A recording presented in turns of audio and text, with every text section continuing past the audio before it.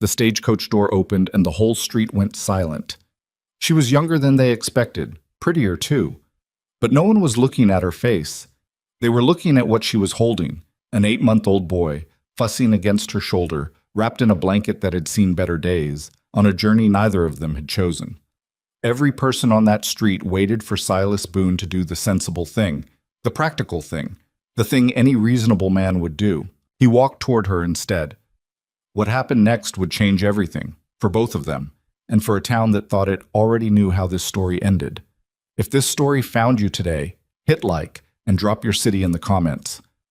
I want to see how far this has traveled. The letter had taken 11 days to reach Santa Fe and another 4 by Ryder to get out to the Boone Ranch, which sat 8 miles east of the town of Red Rock, in a shallow valley that caught wind from 3 directions and shade from none. By the time Silas read it the first time, the sun had already dropped behind the ridge. By the time he read it the third time, the fire had gone cold. He set the paper on the table and stared at the far wall for a long while. The letter was from a woman named Evelyn Mercer, writing out of Harrisburg, Pennsylvania. She had responded to his advertisement in the Eastern Matrimonial Gazette, an advertisement his neighbor Chet Purdy had talked him into running after 2 consecutive years of watching Silas eat alone at every community supper. The advertisement had been 3 sentences long and embarrassing to write. It said he was a rancher, 41 years old, in good health, with land and cattle enough to provide a stable life. It said he was not a handsome man, but an honest one. It said he was looking for a woman of practical nature who would not mind the quiet. Evelyn Mercer had written back 7 months ago. She said she was 29, a widow, with experience keeping a home and a kitchen garden. She said she was not afraid of hard work. She said she didn't mind the quiet either, that in fact she had grown tired of certain kinds of noise. That phrase had stayed with him. Certain kinds of noise. He'd turned it over in his mind for weeks before writing back, and by the time he did, something had loosened in his chest that he hadn't noticed was tight. They had exchanged 6 letters over those months. He told her about the land, the way it looked in October when the cottonwoods went gold along the creek, the way the sky came apart in colors at dusk that he'd never found words for before and still couldn't quite manage. She'd told him about Harrisburg, about the factory smoke and the crowded streets and the sound of her neighbors through thin walls at all hours of the night. She wrote plainly, without decoration, and that suited him. He had asked her, in the 4th letter, if she had family she was leaving behind. She had answered in the 5th letter that she had no one. He had believed her because she'd written it so simply, like a woman reporting a fact about the weather. Now, reading the 6th letter by lamplight in his cold kitchen, he understood that she had not lied. She had just left something out. "I must tell you something before I board the stage," she wrote, "and I want to tell you plainly rather than arrive and have it be a surprise. I have a son. His name is Noah. He is 8 months old. I should have told you in my first letter, and I understand if this changes your decision. I will not fault you for it. But I want you to know that wherever I go, he goes with me, and I would rather you know that now than to have us both come all that way only to cause more difficulty." Silas read the letter 4 more times before he went to bed, and in the morning he read it once more while his coffee went cold. He thought about writing back. He even got out paper and set it on the table. He sat there for nearly an hour with the pen in his hand and then put it away, because she was already on the stage by now, or would be within days, and there wasn't time for a letter to reach her, and besides, he didn't know what he would say. He did not sleep well the next 9 nights. Red Rock was not a large town, maybe 300 souls counting the homesteaders in the surrounding country. And it had the particular character of a place where people paid close attention to one another's business for lack of anything more interesting to attend to. There was a general store run by a man named Harlan Briggs and his wife Dottie, a livery, a small church, a saloon that the church pretended not to notice, a land office, and a doctor who came through once a month from the larger settlement of Cutter's Crossing. The arrival of Silas Boone's mail-order bride had been the subject of considerable conversation for some time. The women of the town had opinions. Most of those opinions, delivered in the careful language of concern, amounted to skepticism that any decent woman would travel across the country to marry a man she'd never met, and a rancher to boot, one who lived out on that lonesome stretch of flat with nothing for company but cattle and the particular silence that settled over the valley in January like something that would never lift. Mabel Greer, who was the wife of the feed store owner and considered herself the informal conscience of Red Rock, had said at the last quilting circle that she hoped the woman understood what she was getting into. "Silas is a good enough man," she'd said, threading her needle, "but that ranch would wear down a person, wear them right down to nothing." No one had disagreed. So when the eastbound Butterfield stage rolled into Red Rock on a Wednesday afternoon in late March, raising a long plume of dust down the main street, there were more people watching from doorways and windows than could plausibly explain their presence there by chance. Silas was already standing at the edge of the street. He had driven in that morning, which in itself was unusual. He generally came to town once every 2 weeks for supplies, and he had spent the better part of the morning sitting on the bench in front of Briggs's store, pretending to read a week-old newspaper while Harlan Briggs gave him sidelong looks that Silas chose not to acknowledge. He had told no one about the letter. He didn't know how to explain what he was about to do, partly because he didn't fully understand it himself. He had stayed awake many of those 9 nights going over the practical arithmetic of the situation, which came out wrong every time he ran it. He didn't know anything about raising an infant. He had no particular preparation for a child. The ranch was no place for a baby. These were facts.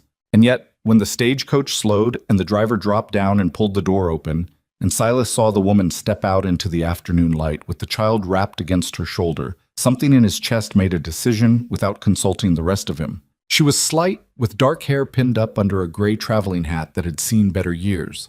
Her dress was clean, but worn. She had her left hand holding the door frame to steady herself on the step down, and her right arm held the baby so naturally and so completely that it looked like the baby was part of how she was built. Her face was pale from the journey and tight around the eyes from exhaustion or nerves, or both, and she stood on the street and blinked in the harsh New Mexico sun and looked at the small crowd of people who were trying not to appear to be staring at her. Her eyes found him. He wasn't hard to spot. He was the tallest man there, and the only one standing alone, and he supposed she'd expected that. He watched her face, watched her try to read him the way he was trying to read her, and he saw the moment she braced herself for whatever was coming, her chin coming up slightly, her arm tightening almost imperceptibly around the boy. He walked toward her. The crowd went quiet in the way that crowds do when they think something significant is about to happen, and they don't want to miss a word of it. "Mrs. Mercer," he said. He stopped a couple of feet from her and turned his hat in his hands. "Mr. Boone." Her voice was even, controlled. She was not going to let him see her frightened, that much was clear. He looked at the baby. 8 months, she'd said. The boy was awake, dark-eyed, staring up at Silas with the solemn attention that babies gave to things they couldn't yet categorize. His face was flushed. He'd been crying recently from the look of him. "He made it all right?" Silas asked. She blinked. That wasn't the question she'd been expecting. "He's tired," she said carefully. "The journey was difficult for him. For you too, I expect." "I'm fine," she said, and it was so obviously not quite true that Silas almost smiled. He looked up from the baby and met her eyes. Whatever she was looking for in his face, she didn't seem to find it, or maybe she found something she hadn't expected, because the brace in her shoulders shifted slightly, just a fraction. "I got your letter," he said. "I know it was late," she said. I should have—" "Mrs. Mercer." He said her name quietly, to stop her. "I offered you a home. That offer includes your son." She stared at him. He could feel the crowd listening, feel Mabel Greer's particular silence somewhere behind him. "You don't have to—" "Shh," she started. "I know I don't have to," he said. He kept his voice level. He wasn't making a speech. He was just saying what was true. "I'm telling you what I intend." She was quiet for a moment. The baby shifted in her arms, made a small, unhappy sound, and she adjusted him with the automatic ease of a woman who'd been doing it long enough that she didn't notice she was doing it. "All right," she said finally. Her voice was not quite steady. "All right," he agreed. He reached for her travel bag. There were 2 battered cases sitting beside the stagecoach, one with a broken leather strap, and picked them both up. "The wagon's at the livery. We've got an hour of light if we start soon." She followed him, and behind them, the entire street breathed out at once. The wagon ride out to the ranch was not what either of them had imagined for the beginning of an acquaintance. The baby, whose name was Noah and who had been tolerably quiet through the later part of the journey east, decided that he had been patient long enough and began to cry about 20 minutes outside of town with a conviction that suggested he'd been storing it up. It was not a small sound. For a creature of his size, he was remarkably determined about it. Evelyn bounced him and murmured to him and tried nursing him, which helped briefly and then didn't. She looked exhausted in a way that went past tired, a deep, accumulated kind of exhaustion that didn't fix with a night's sleep. Silas drove and did not offer suggestions because he didn't have any. He knew cattle. He knew horses. He knew how to read weather and fix fence and coax a struggling pump back into function. He did not know what to do about an unhappy infant, and he understood instinctively that pretending he did would be worse than useless. After a while, the baby wound down from crying to fussing, and then, with the abruptness that infants sometimes managed, fell asleep. Evelyn let out a long, slow breath. "Thank you," she said, "for not trying to help." He glanced over at her. "I didn't know how." "I know," she said. "That was the thank you." He looked back at the road. After a moment, something loosened at the corner of his mouth. It wasn't quite a smile, but it was the direction of one. They rode in silence for a while. The desert in the late afternoon had a quality he'd always found hard to explain to people who hadn't seen it. The way the light came low and orange across the flats, making long shadows of the scrub and turning the distant mesas a deep, complicated red. He watched her take it in out of the corner of his eye. "It's different from Pennsylvania," she said finally. "Most things out here are." She was quiet again. Then, "The advertisement said you had cattle. About 200 head right now. Was over 300 before last winter." "What happened last winter?" "Cold came early. Lost some to the cold, some to disease." He paused. "It's not an easy country." "You didn't put that in the advertisement. Didn't seem like a selling point." She turned to look at him. He kept his eyes on the road, but he could feel her studying him with the careful attention of someone trying to figure out what they'd gotten themselves into. He understood that impulse. "You could have written back," she said, "when you got my letter. You could have said it was too much to ask." "I could have." "Why didn't you?" He thought about it. The honest answer was complicated, and he wasn't sure he could make it make sense. But he'd already decided that whatever else this arrangement was going to be, it wasn't going to start with him not saying what was true. "Because you deserved to know before you got on the stage," he said, "not after." She looked at him for another moment, then looked back at the desert. "It came too late for that." "I know." He shifted the reins in his hands. "That's why I'm saying it now."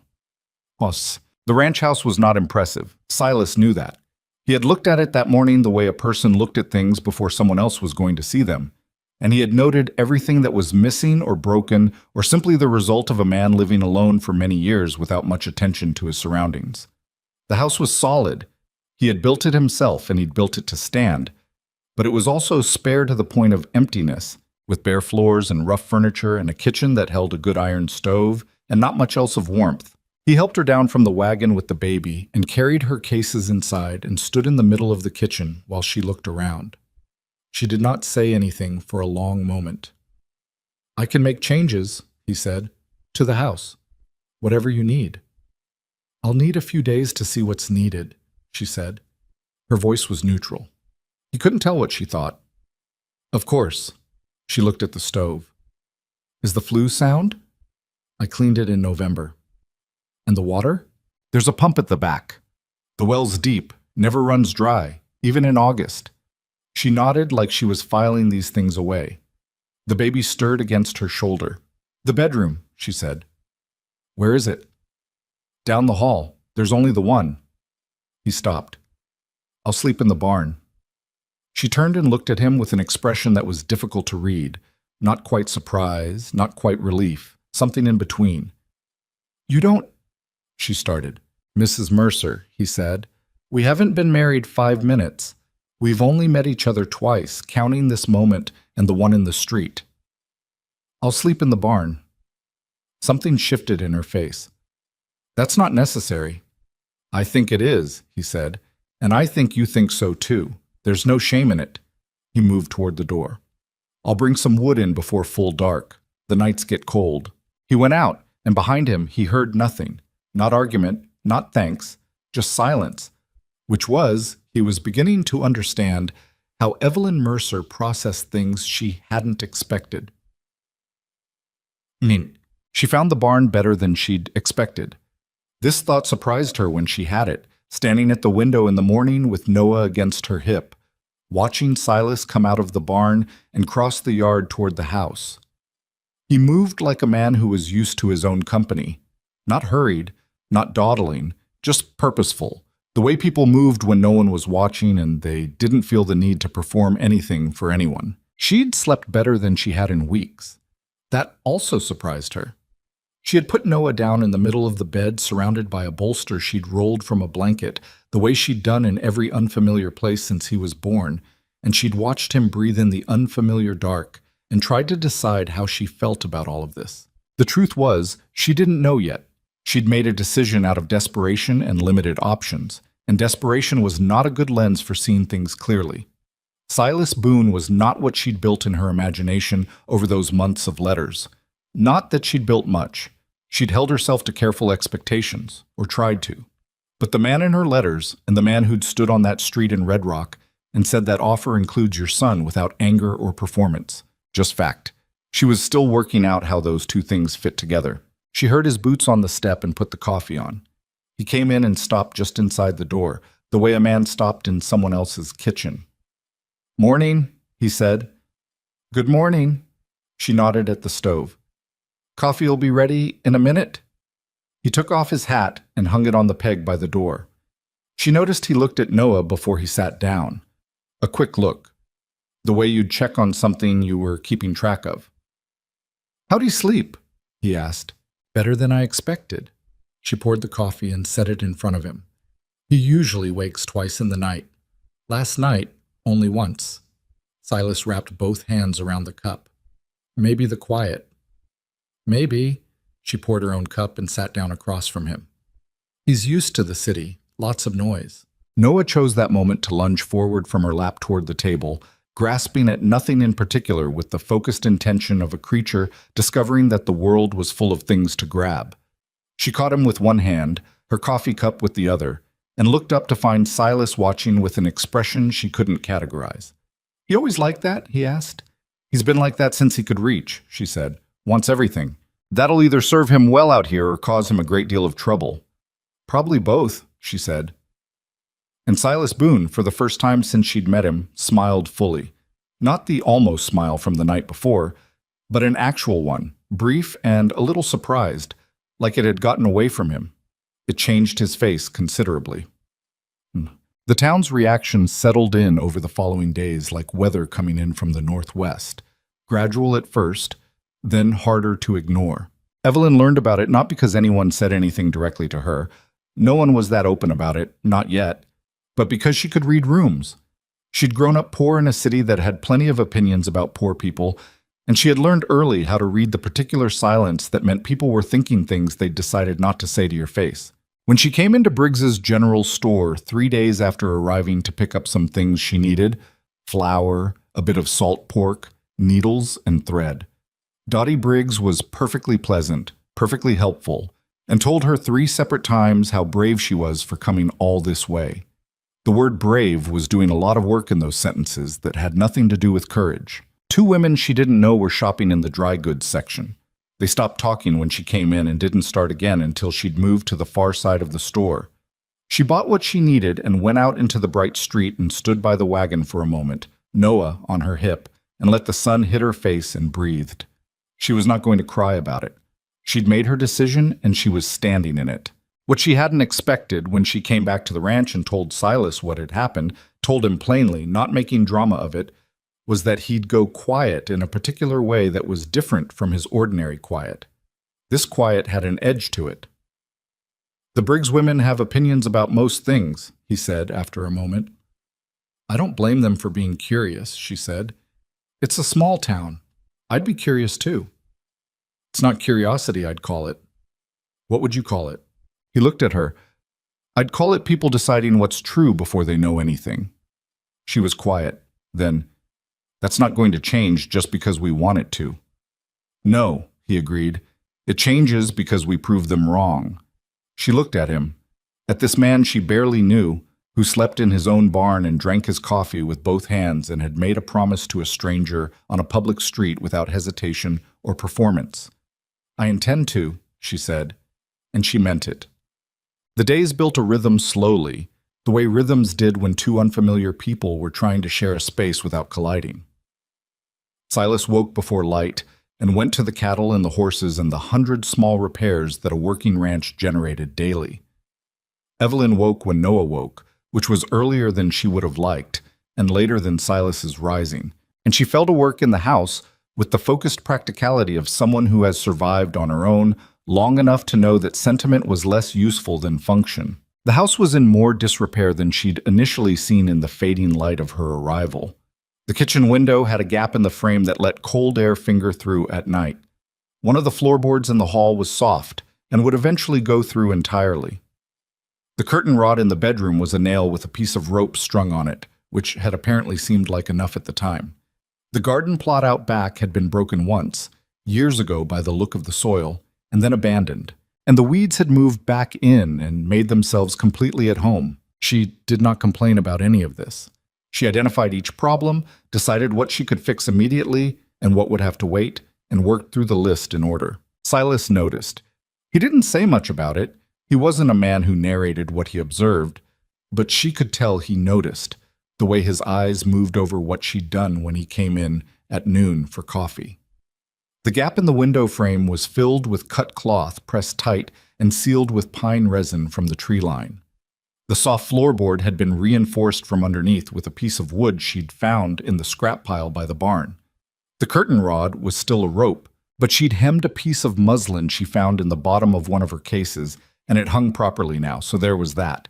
The garden was the bigger project. She started on it the 4th day with Noah in a cloth carrier she'd made herself months ago for exactly this purpose, tied against her chest so her hands were free. The ground was hard and full of roots, and she'd borrowed a hoe from the tool shed without asking, which she hadn't thought to worry about until she saw Silas watching her from the fence line. He walked over. She expected him to say something about the tools, or about whether this was a good idea, or something else that would require her to be patient with someone who hadn't yet understood that she was going to work. Instead, he looked at the ground she'd turned and said, "The west end gets more water from the pump runoff. Better to start there." She looked at the west end of the plot, considered it, and moved her operation without a word. He stood there another moment and then went back to his fence. That evening, he brought her a second hoe from the barn that was better balanced than the one she'd been using, and set it against the house without comment. At night, after the baby was down, Evelyn sat at the kitchen table with the lamp and wrote in the small journal she'd kept since her husband died.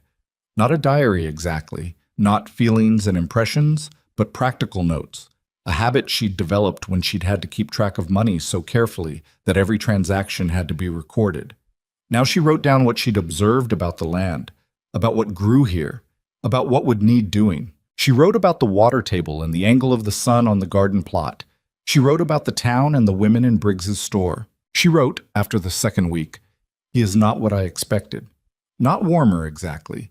I would not describe him as warm, not in any easy way. But he is without pretense. I have never met a man so entirely without pretense. I don't know yet what to make of that. I find that I am not afraid of it." She almost wrote more, but didn't. She closed the journal and listened to the wind, which out here came from everywhere at once, and she had not yet learned to read it, whether it meant weather or just the land talking to itself. She would learn. She was determined to learn. From the barn she heard nothing, as she had heard nothing on any other night. But she knew he was there. There was something in that, in knowing that the silence was occupied, not empty, that she was not yet ready to name. The lamp burned low and she let it go out rather than trim it, because she was more tired than she'd realized, and sleep had become something she couldn't afford to waste. And in the bedroom down the hall, Noah slept through the whole night for the first time since they'd left Harrisburg, and she didn't know that until morning. And when she realized it, she stood in the doorway and pressed her hand to her mouth and held it there until she was sure she wasn't going to do anything she'd feel foolish about later. The land was hard, and the town was uncertain, and she had married a man she barely knew, but Noah had slept, and the garden was started, and the window didn't let the cold in anymore. She went to make the coffee. The fever came on a Tuesday. Evelyn knew it before she had a name for it, the way Noah's skin went from warm to hot between one feeding and the next, the way his cry changed pitch, lost its demand, and took on something smaller and more frightened. She'd heard that cry before, in the weeks after he was born, when he'd come into the world already struggling, and the sound of it now put a cold hand on the back of her neck. She brought him into the kitchen and laid him on the table in the afternoon light, pressing the back of her wrist to his forehead, then his chest, then the side of his neck. Hot. All of it hot. "All right," she said, to him or herself. She wasn't sure. All right. She'd dealt with sick children before, her neighbor's children in Harrisburg, her younger brothers when she was growing up, the way illness moved through close quarters like it had somewhere to be and would not be delayed. She knew what to do with a fever: fluids, cool cloths, keep him still. She knew all of that. What she did not know was whether what she was looking at was ordinary sickness, the kind infants got from new places and changes in water and the accumulated stress of a long journey, or something worse. The desert had diseases she hadn't grown up with. The water here was different. The air was different. Everything was different, and the nearest doctor was 30-some miles away in Cutter's Crossing, and she'd been told he came through once a month, and that month's visit had been 2 weeks ago. She wrapped a cloth in the water from the pump, cold, clean, mercifully cold, and laid it across Noah's forehead and held it there while he fussed at her hands. She was still standing there, steady and focused, and not letting herself think too far ahead, when she heard Silas come in from the yard. He stopped in the doorway. She didn't look up. "He's got a fever, been coming on since this morning." He came into the kitchen and stood on the other side of the table. She could feel him looking at Noah. The particular quality of a man who didn't know what he was seeing and was honest enough not to pretend otherwise. "How bad?" he asked. "I don't know yet." She re-wet the cloth. "Could be nothing. Could be more. I've been through enough of these to know you can't tell in the first few hours." "Is there something you need?" She looked up then, briefly. He was watching her with that particular steadiness of his, not hovering, not trying to solve anything, just there, present. "Not yet," she said. "I'll tell you if that changes." He nodded and didn't move, which was not the same as being in the way. He stood at the edge of the kitchen and let her work. And she found, to her own mild surprise, that she didn't mind it. That night was long. Noah's fever climbed through the evening, peaked somewhere in the deepest part of the night, and broke around dawn in the way fevers sometimes did. Suddenly, with the thoroughness of a storm clearing off, leaving the child wrung out and damp and mercifully, exhaustedly asleep. Evelyn sat on the edge of the bed with her hand on his chest, feeling it rise and fall, and didn't move for a long time. At some point she heard movement in the kitchen, the sound of the pump, then the stove. She came out to find Silas at the stove with his back to her, making coffee, still dressed from the night before. She did not know how long he'd been awake. She did not know if he'd slept at all. He turned when he heard her and looked at her face, which apparently told him what he needed to know. "He's better," he said. It was not quite a question. "Fever broke." Her voice came out rougher than she intended. "He's sleeping." He set a cup of coffee on the table in front of the chair nearest her and sat down across from it, leaving the chair for her. She sat. "How long were you up?" she asked. "A while." "You should have slept. There was nothing you could do." He looked at his own cup. "I know that." She understood then that he hadn't stayed up because he thought he could help. He'd stayed up because being awake seemed like the right thing when someone else's child was sick, even if the child was not his and the woman was still more stranger than wife. He'd stayed up because that was what you did. She wrapped both hands around the coffee cup, which was what he always did, she'd noticed, and she thought that was an interesting thing to notice, and then she was too tired to think much more about it. "Thank you," she said. He didn't say it was nothing, which she'd expected, and she was glad he didn't. Kate. Noah recovered slowly over the better part of a week. He was listless and difficult in the way babies were after an illness, demanding and impossible to satisfy by turns, wanting to be held but fussing when he was held, sleeping in short stretches that didn't add up to enough. Evelyn ran on less sleep than she'd had even in the worst weeks after he was born, and the toll of it showed in ways she couldn't fully conceal. Her hands shook a little in the mornings before she'd had coffee. She misjudged distances, knocked things off shelves, startled at sounds. She lost her words sometimes in the middle of a sentence and had to circle back for them. Silas saw it. She knew he saw it because of the particular care with which he didn't comment on it. The way he took over tasks at the edge of her awareness without announcement. The water brought in before she'd noticed the barrel was low. The fire banked in the evening so she didn't have to manage it before bed. Supper. One night when she'd lost track of time tending to Noah and looked up to find he'd made something plain and terrible from what was available in the kitchen and set it on the table without ceremony or apology. "This is awful," she said, tasting it. "I know," he said. "I'm not a cook." "I wasn't complaining," she said. "I was just noting it." "There's a difference?" "There is," she said, and ate it anyway, all of it, because she was hungry enough that awful was better than nothing. He watched her eat with an expression she was getting better at reading, not quite satisfaction, but something adjacent to it, the look of a man who had done the one thing available to him and found it acceptable. She was starting to understand that this was how Silas Boone operated. He identified what could be done and did it without drama or credit-seeking, and what couldn't be done, he left alone. It was a practical way to exist and not a cold one, though it could look cold from the outside. She had lived around men who said a great deal and did very little, and men who said almost nothing and did what was needed, and she had no trouble knowing which she preferred. Top 10. The garden came in slowly through April, and tending it gave her something to do with her hands in the hours when Noah was cooperative and she could strap him to her chest and work. The west end of the plot, as Silas had noted, got better water, and the kitchen herbs she'd planted there were taking sage and thyme and a few sprigs of mint from seeds she'd carried from Pennsylvania wrapped in oilcloth. The vegetable rows were more uncertain. The soil was different from anything she'd grown things in before, alkaline and sandy in stretches, and she was learning its character the hard way, by trial. She didn't mind the trial. She minded failing at things, but learning was different from failing, and she was clear on which was which. What she minded, more than the hard soil and the recalcitrant seeds, was the town. She'd been back to Red Rock twice more since that first trip to Briggs's store, and both times had confirmed what she'd felt the first time, a specific quality of observation that had judgment braided into it. She was not invisible. She was noticed with the particular attention given to things that hadn't yet been decided about. The second visit, she'd been in the dry goods section when she overheard Mabel Greer on the other side of the fabric display talking to a woman she didn't recognize. She caught only a few words. Enough. Poor Silas, that child. Another man's. She kept her face neutral and bought what she'd come for and left, and didn't tell Silas about it because she didn't see what good it would do. But she told him about the third visit, which was different in kind. She'd been at the counter with Harlan Briggs, paying for a coil of rope and some additional seedlings she'd found she could get for a small price, when a man she didn't know came in with two others and started talking to Briggs while she was still standing there, speaking at a volume that made clear he didn't mind her hearing. "Heard from Chet Purdy that Boone's woman is turning the whole place upside down," the man said. He was heavy-set, wearing a rancher's jacket that had seen many seasons.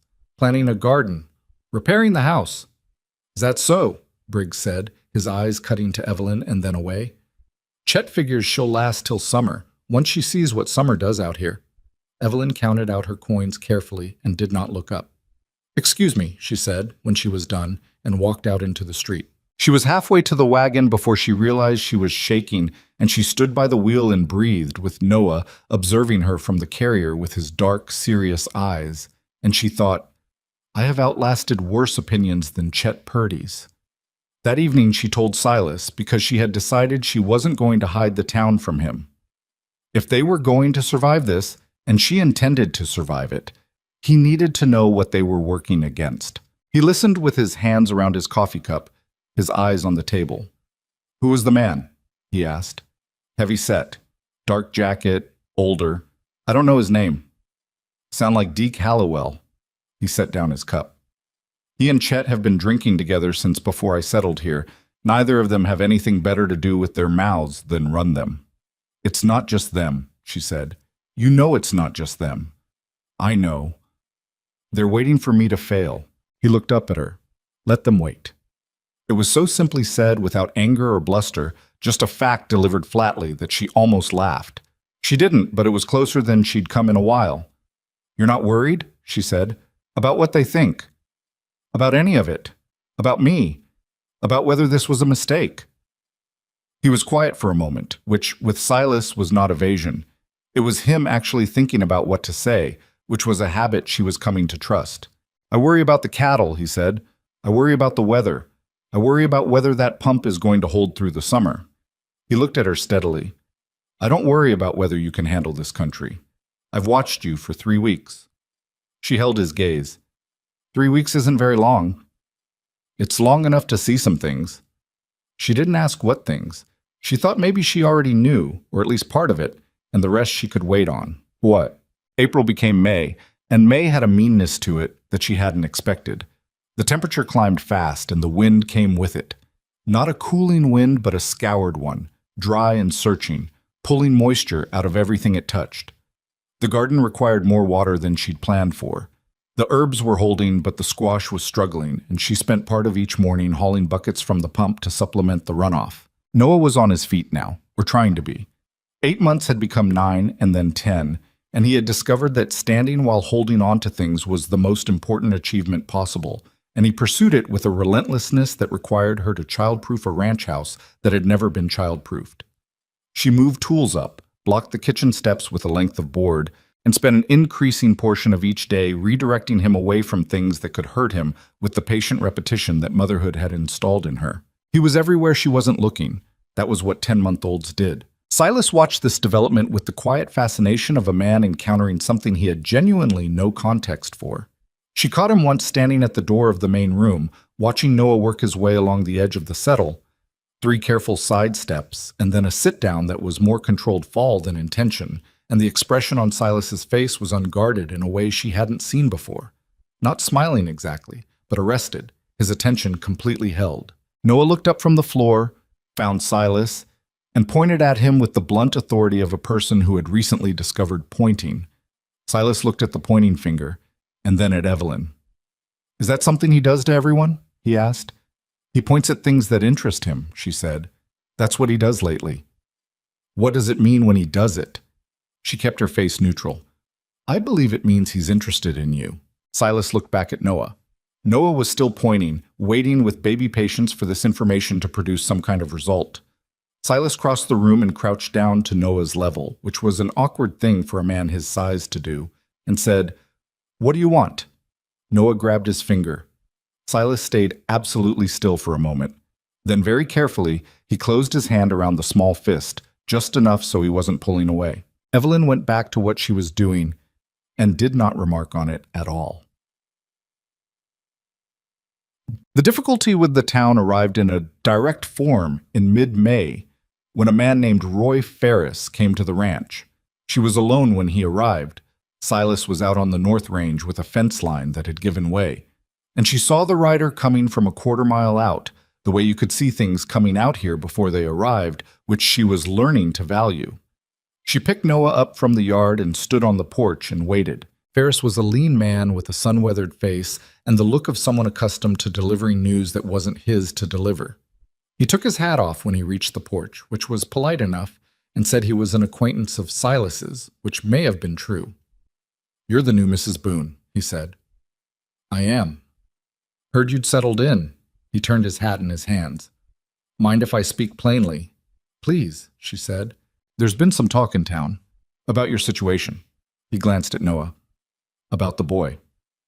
"I'm aware there's been talk," she said. "People are concerned for Silas," he said. "They feel he may have been misled, entering into an arrangement expecting one thing and finding another." She looked at him.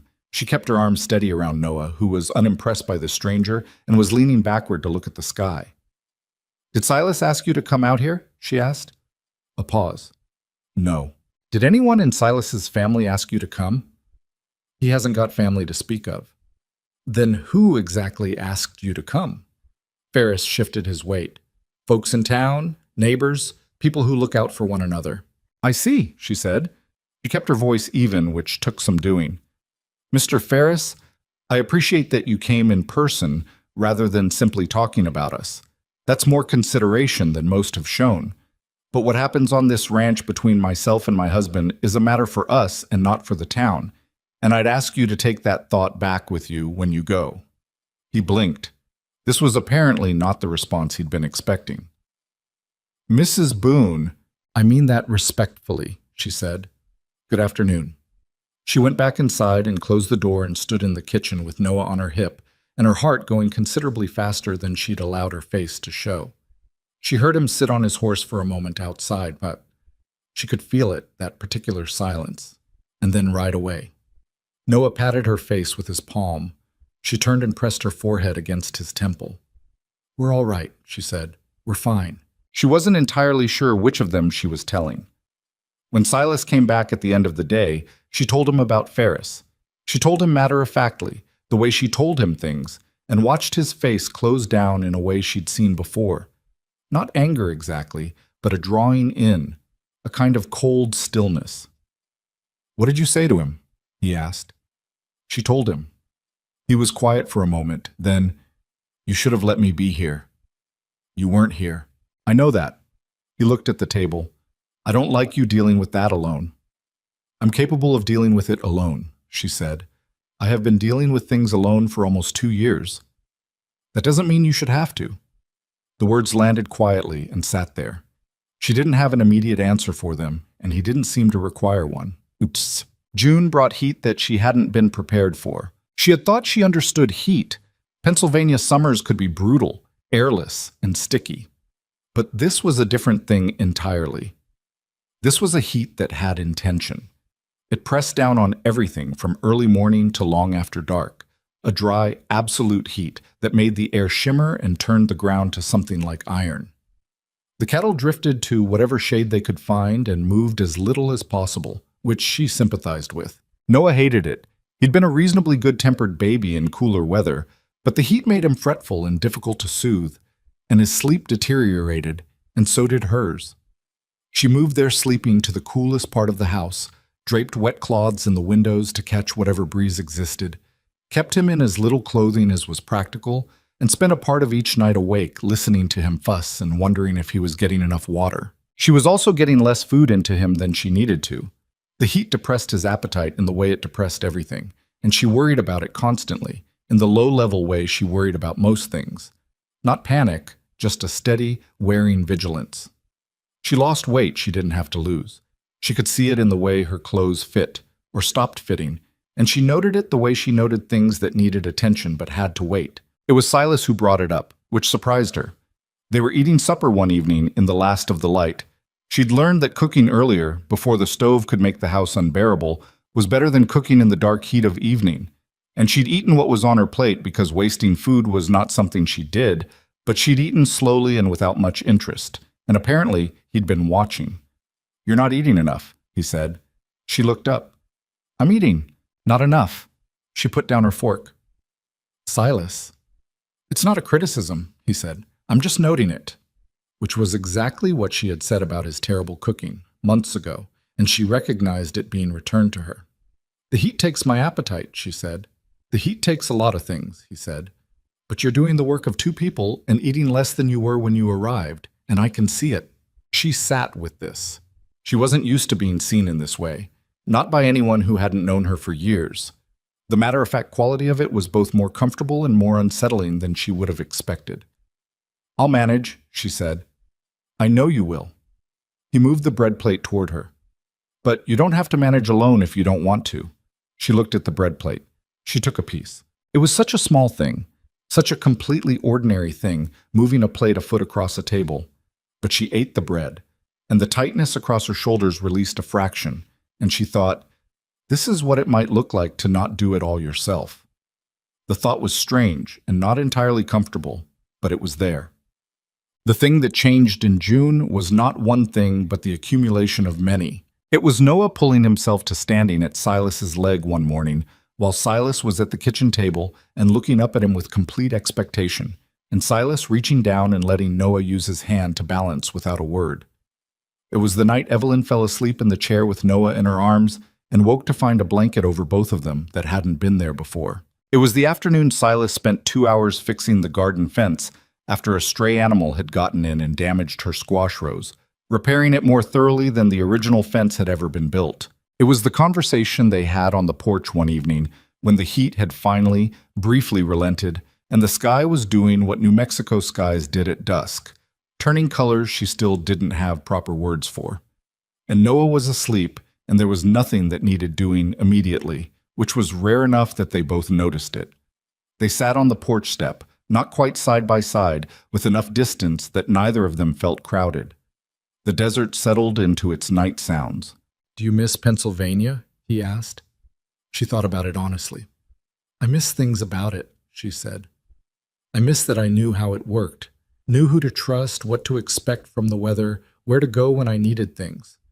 She looked out at the darkening flat. "I don't miss the noise, and I don't miss being somewhere I couldn't afford to stay." He was quiet. "Do you ever want to go somewhere else?" she asked. "No," he said, without hesitation. "You've always been here?" "Came out here when I was 24, worked for another rancher for 3 years, saved what I could, and bought this land." He paused. "It was in worse shape than it looks now, which gives you some scale." "What made you come west in the first place?" He took a moment with that. "I wasn't much good at being somewhere with a lot of people telling me what to do," he said. "And out here, there's nobody to tell you what to do." Which sounds like freedom, and is, except that it's also everything that goes wrong being entirely your responsibility. "That's not so different from anywhere else," she said. "No," he agreed. "I guess it's not." She looked at her hands in her lap. The garden dirt was still under her nails, which she hadn't been able to entirely fix. "Silas," she said. "Yeah. I want you to know that I understand what you did. In March. On that street." She looked at him. He was looking at the middle distance, but she could tell he was listening. "There weren't many men who would have done it. I don't think you know how few." He was quiet for a long moment. "You would have managed," he said finally. "You'd have figured something out." "Maybe," she said, "but I'm glad I didn't have to." He didn't say anything, but he didn't look away either, and in the long quiet between them, something settled. Not resolved, not finished, but settled, the way ground settled after rain moved through. Somewhere out on the flat, a nightbird called, and the last of the light gave up and let the dark come in. She didn't go inside for a while, and neither did he. The summer did not break gently. It left the way it had come, without apology. And by the time September moved in, the land had a different character to it, cooler at the edges of the day, with mornings that smelled of something other than baked earth. The garden had survived, which was more than Evelyn had counted on in June when the heat was at its worst. The squash rows that the stray animal had damaged came back partial but real. The herbs were established. The kitchen smelled like something other than a bachelor's house, and had for some time. Noah was walking. He had taken his first real steps in the last week of August, 3 of them, lurching and triumphant, between the settle and the kitchen table, before sitting down hard on the floor and looking up with an expression that said he understood he had just done something significant and was waiting for confirmation. Evelyn had confirmed it. Silas, who had been in the doorway with a coffee cup in his hand and had seen the whole thing without apparently planning to, confirmed it in his own way, by crouching down and holding out his hand so Noah had something to walk toward if he wanted to try again. Noah had tried again. He'd made it 4 steps that time. This was the texture of their life by September. Not easy, not resolved, but layered in a way that early spring had not been. There were still things unspoken between Silas and Evelyn, things that lived in the careful distances they kept and the precise way they navigated sharing a house without quite sharing it. The particular politeness of 2 people who had developed real regard for each other and were not sure yet what to do with that information. But underneath the careful distances, something had shifted, and they both knew it, and neither of them had pushed on it directly because some things needed to arrive in their own time. What arrived first, instead, was trouble. It started at the land office. Silas had gone into Red Rock on a Thursday in the second week of September to pay the quarterly land tax and pick up supplies, a routine trip he'd made without incident more times than he could count. Evelyn had stayed at the ranch with Noah, who was in the phase of walking where he needed watching every minute of the day, and going to town was more exhausting than useful. He came back in the late afternoon with the wagon and the supplies and a particular set to his jaw that she'd learned to read. "What happened?" she said. He unhitched the horse before he answered, which told her it was something he was organizing in his head first. "Wade Alcott," he said when he came into the kitchen. "I don't know him. Land speculator. Runs the Alcott Company out of Cutter's Crossing. Buys up distressed ranch land, sells it to Eastern investors." Silas set his hat on the peg. "He was at the land office when I went in. Had some papers." She waited. "He's been buying land on the south end of the valley," Silas said. 4 parcels in the last 8 months. All ranches that went under in the bad winter." "Your land?" "Not yet." He sat down at the table. "But he came over and introduced himself, very pleasant, and mentioned that if I ever found myself in a difficult position, his words, he'd be interested in talking." Evelyn sat down across from him. "What kind of difficult position?" "The kind where a man has taken on more obligation than he anticipated." He looked at her steadily. "He said that. More obligation than anticipated." She was quiet for a moment, understanding what she was hearing. "He knows about Noah," she said. "Everybody in the valley knows about Noah. He thinks we're struggling." "He thinks I'm vulnerable," Silas said, which was a different and more precise thing. "He thinks a man who took on a woman and another man's child is a man who might be looking for a way out." "Are you?" she asked. She kept her voice level. He looked at her. "No." "Then what are you going to do?" He was quiet for a moment. "I'm going to watch him. I want to know what he bought and how he bought it, and whether the men who sold to him did it willingly." She looked at him. "You think they didn't?" "I think 4 ranches in 8 months in a valley this size is a pattern," he said, "and I think Wade Alcott didn't get where he is by waiting politely for opportunity." She thought about Alcott for the next several days in the background of everything else she was doing, the way she thought about most worrying things. Not obsessively, but steadily, turning the shape of the problem over when her hands were occupied and her mind had room. She'd grown up around enough money trouble to recognize its patterns. She knew what it looked like when someone was working a plan that other people hadn't seen yet, and what Silas had described had that shape to it. What she did not do was let it paralyze her. What she did instead was ask questions. On her next trip into Red Rock, she went without Silas this time, with Noah in the wagon and a list in her pocket. She made a point of talking to people she'd been careful with before. Not Mabel Greer, not Dottie Briggs, but the woman who ran the small laundry on the south end of the main street, a large practical woman named Agnes Cutter, who was no relation to the settlement of the same name and who had, over the course of Evelyn's gradual appearances in town, shifted from polite distance to something approaching directness. Agnes was direct this time. "Alcott," she said, when Evelyn brought up the name carefully, framed as general curiosity. Agnes was folding sheets and did not slow down. "What do you want to know about him?" "Anything you know," Evelyn said. Agnes looked at her with the appraising look of a woman deciding how much to trust another woman. "The Heller Ranch sold in May," she said. "Ned Heller told my husband he didn't quite understand the papers he signed until after. Said Alcott's man explained it one way and it turned out to mean another." "What did it mean?" "Meant Ned got half of what he thought he was getting, paid out over time instead of up front, and by the time the final payment was due, there was a clause in there that let Alcott void it for reasons Ned couldn't make head or tail of." Agnes shook a pillowcase. "Ned's not a foolish man, but he's not a reading man either, and Alcott knew it." Evelyn stood with that for a moment. "Were all 4 like that?" she asked. "I don't know about all 4, Agnes said. "I know about Ned because Ned told my husband. The others I couldn't say." She paused and looked at Evelyn directly. "Your husband should be careful." "I know," Evelyn said. "That's why I'm asking." Agnes looked at her for another moment. A different kind of look than the first, something slightly warmer, and nodded and went back to her sheets. Evelyn drove home with Noah asleep in the wagon bed, and what Agnes had told her organized in her mind into what it actually was. Evidence. Not enough, but a beginning. Come on. She told Silas that evening. He listened the way he always listened to things that mattered, completely still, not interrupting. His coffee going cold. "Ned Heller," he said when she'd finished. Agnes seemed certain. Ned and I went to the same cattle auction 2 years running, he said. He looked at the table. He's not a man who makes things up. Then Alcott is working a pattern, she said. Yes. The question is whether he's planning to try the same approach with you or whether he'll find another way. Silas looked up. What do you mean, another way? I mean that if he already knows about us, about our situation, he may try something other than a paper trick. He might try to create the difficulty he told you he was waiting for. He was quiet. I'm not saying he will, she said. I'm saying we should know it's possible. How do you know how men like that operate? He asked. Not skeptically, curiously.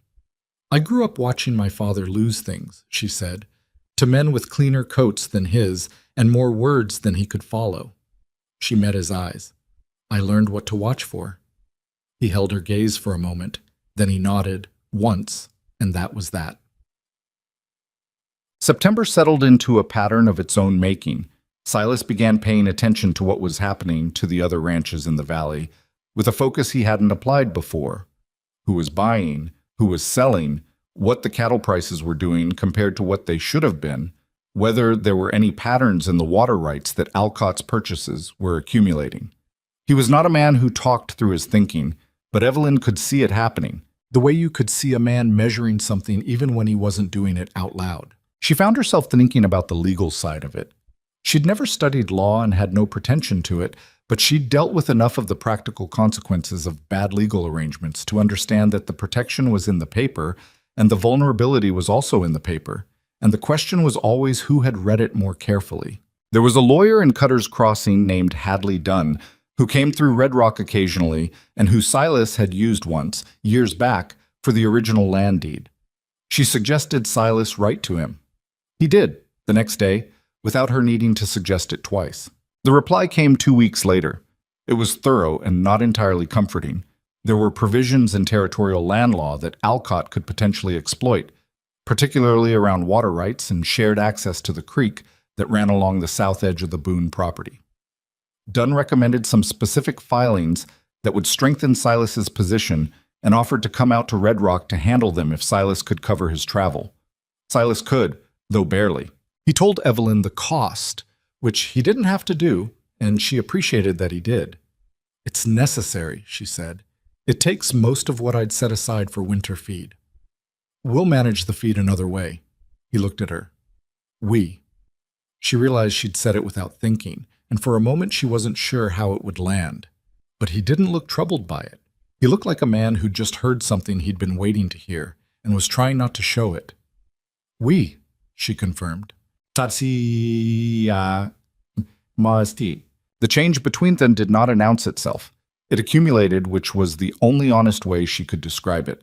A season's worth of small moments that added up to something neither of them had named. It was in the mornings that she noticed it most. They had a routine now, the three of them, that had developed with the organic necessity of water finding its level. Silas was up first, always, out to the animals before the light was full. She had coffee ready when he came back in because she'd learned his schedule without planning to. And he came in at the same time within 15 minutes every day.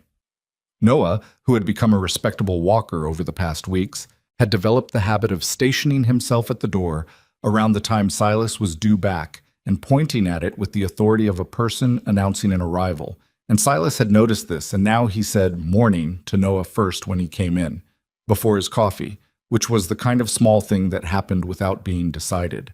She watched it and did not comment on it, and felt something in her chest that she handled carefully, because she'd learned that things handled carelessly broke. Her first husband, Daniel, who had been 24 and full of plans and energy when she married him, and 25 and gone from a sudden fever before Noah was born, which was the specific cruelty the world had seen fit to apply to her. Her first husband had been easy to love. He'd been warm and certain, and had never been quiet when he could be talking, and she'd loved him thoroughly and lost him so fast, she sometimes still woke at night with the shape of the loss fresh before she could get her bearings. Silas was nothing like Daniel. He was older and quieter, and managed 15 words where Daniel would have used 40, and there was nothing easy about him, but there was also nothing false. Not one single false thing, as far as she could tell, and she had become a careful observer. She didn't know what to call what was developing between them. She knew what she felt. She wasn't ready to examine it too directly. She gave it room instead and watched Silas give Noah his finger to hold in the morning while the coffee brewed, and she thought, this is something. She thought, I know what this is becoming. She did not say any of this. The thing that finally shifted the ground between them came from an unexpected direction. It was a Sunday in early October, and Evelyn had taken Noah into Red Rock for what she'd thought was a straightforward trip for supplies. Silas had stayed behind to deal with a section of fence that needed reposting before the weather turned. She was at Briggs's store when Mabel Greer came in. This was not unusual. Mabel came into Briggs's store regularly and had always been there when Evelyn was there, which may have been coincidence and may not have been. Usually it resolved into polite exchanges and careful silences. Evelyn had come to manage these interactions the way she managed other unpleasant necessities, steadily, without expression. But today Mabel had someone with her, a younger woman, a stranger, who looked to be recently arrived in Red Rock, the look of someone who hadn't yet learned how to wear the climate, too much fabric, too pale.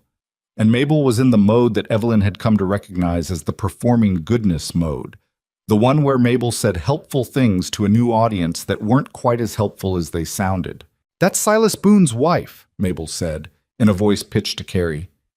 Evelyn was 3 feet away, looking at bolts of cloth. She came out from Pennsylvania. Mail order. The younger woman looked at Evelyn with wide eyes.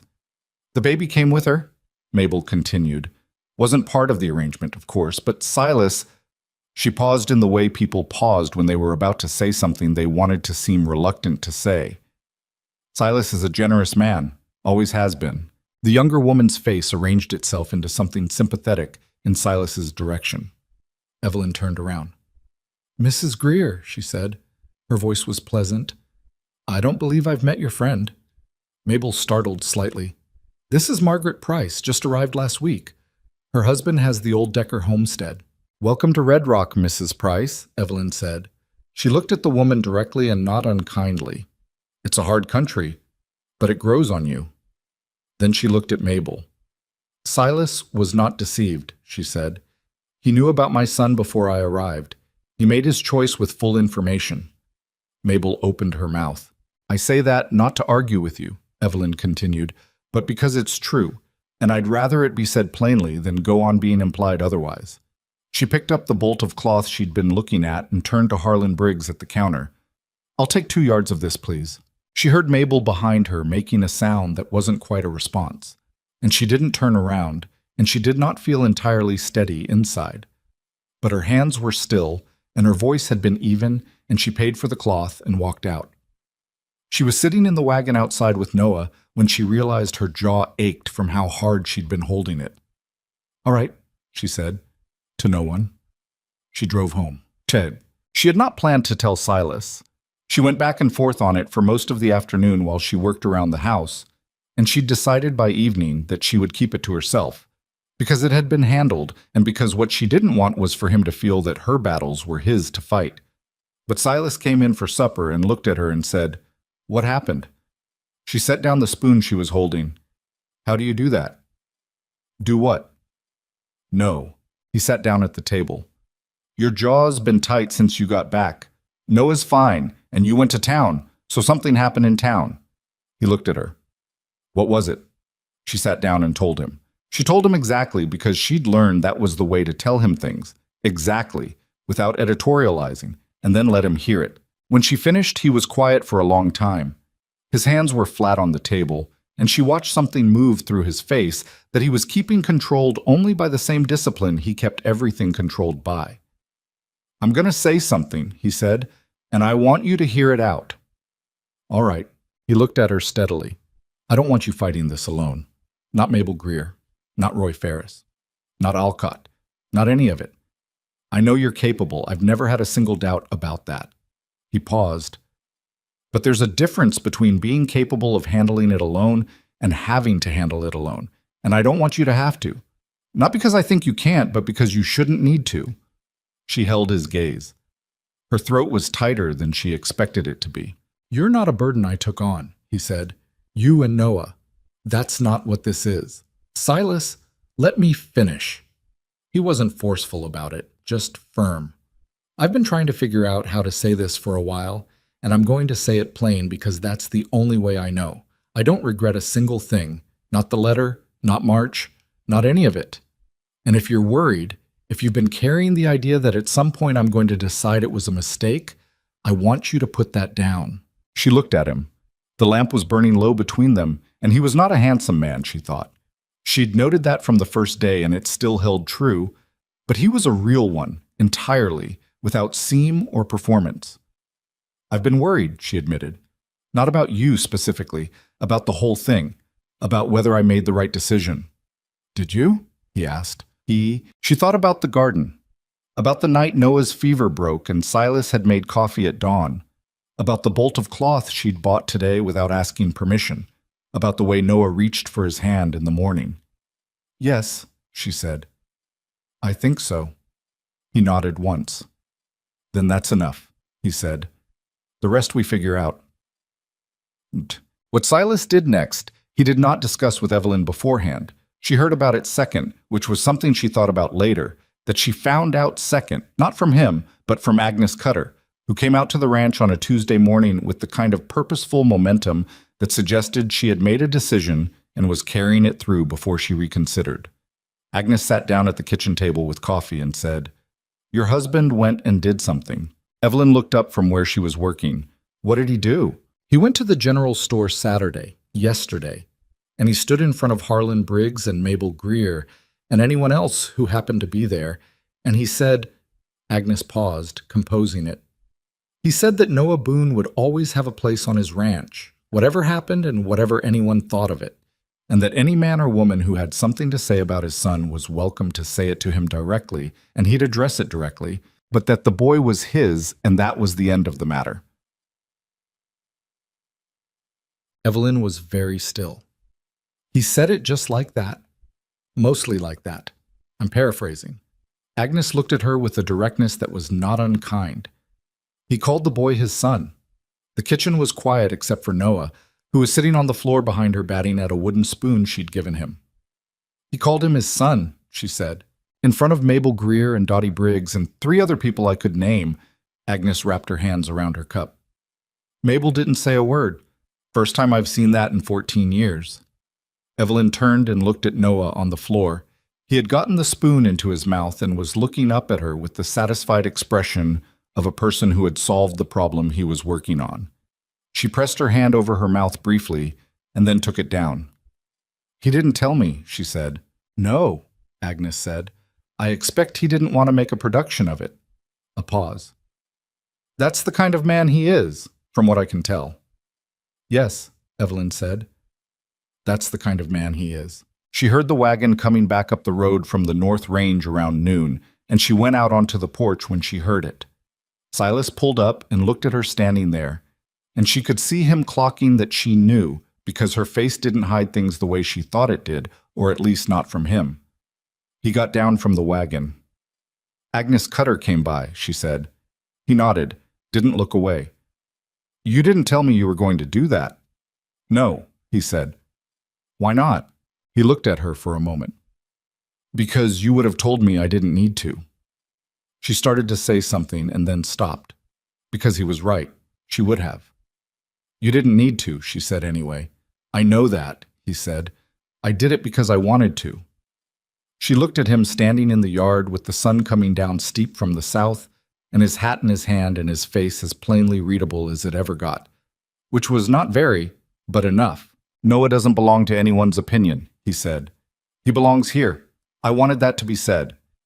She crossed the yard to him, which she hadn't planned to do, and she put her hand on his arm just above the elbow, which was not much, just a touch, her hand on his sleeve.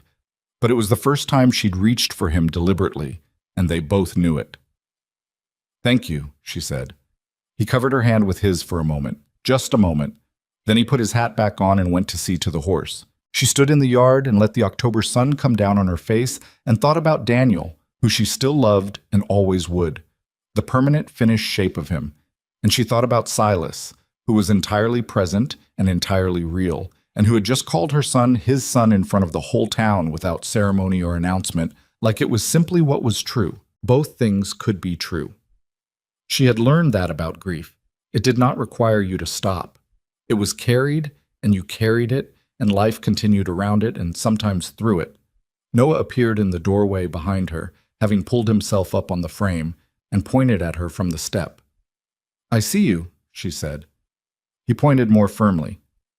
"All right," she said, and went to get him. Dun-dun-dun.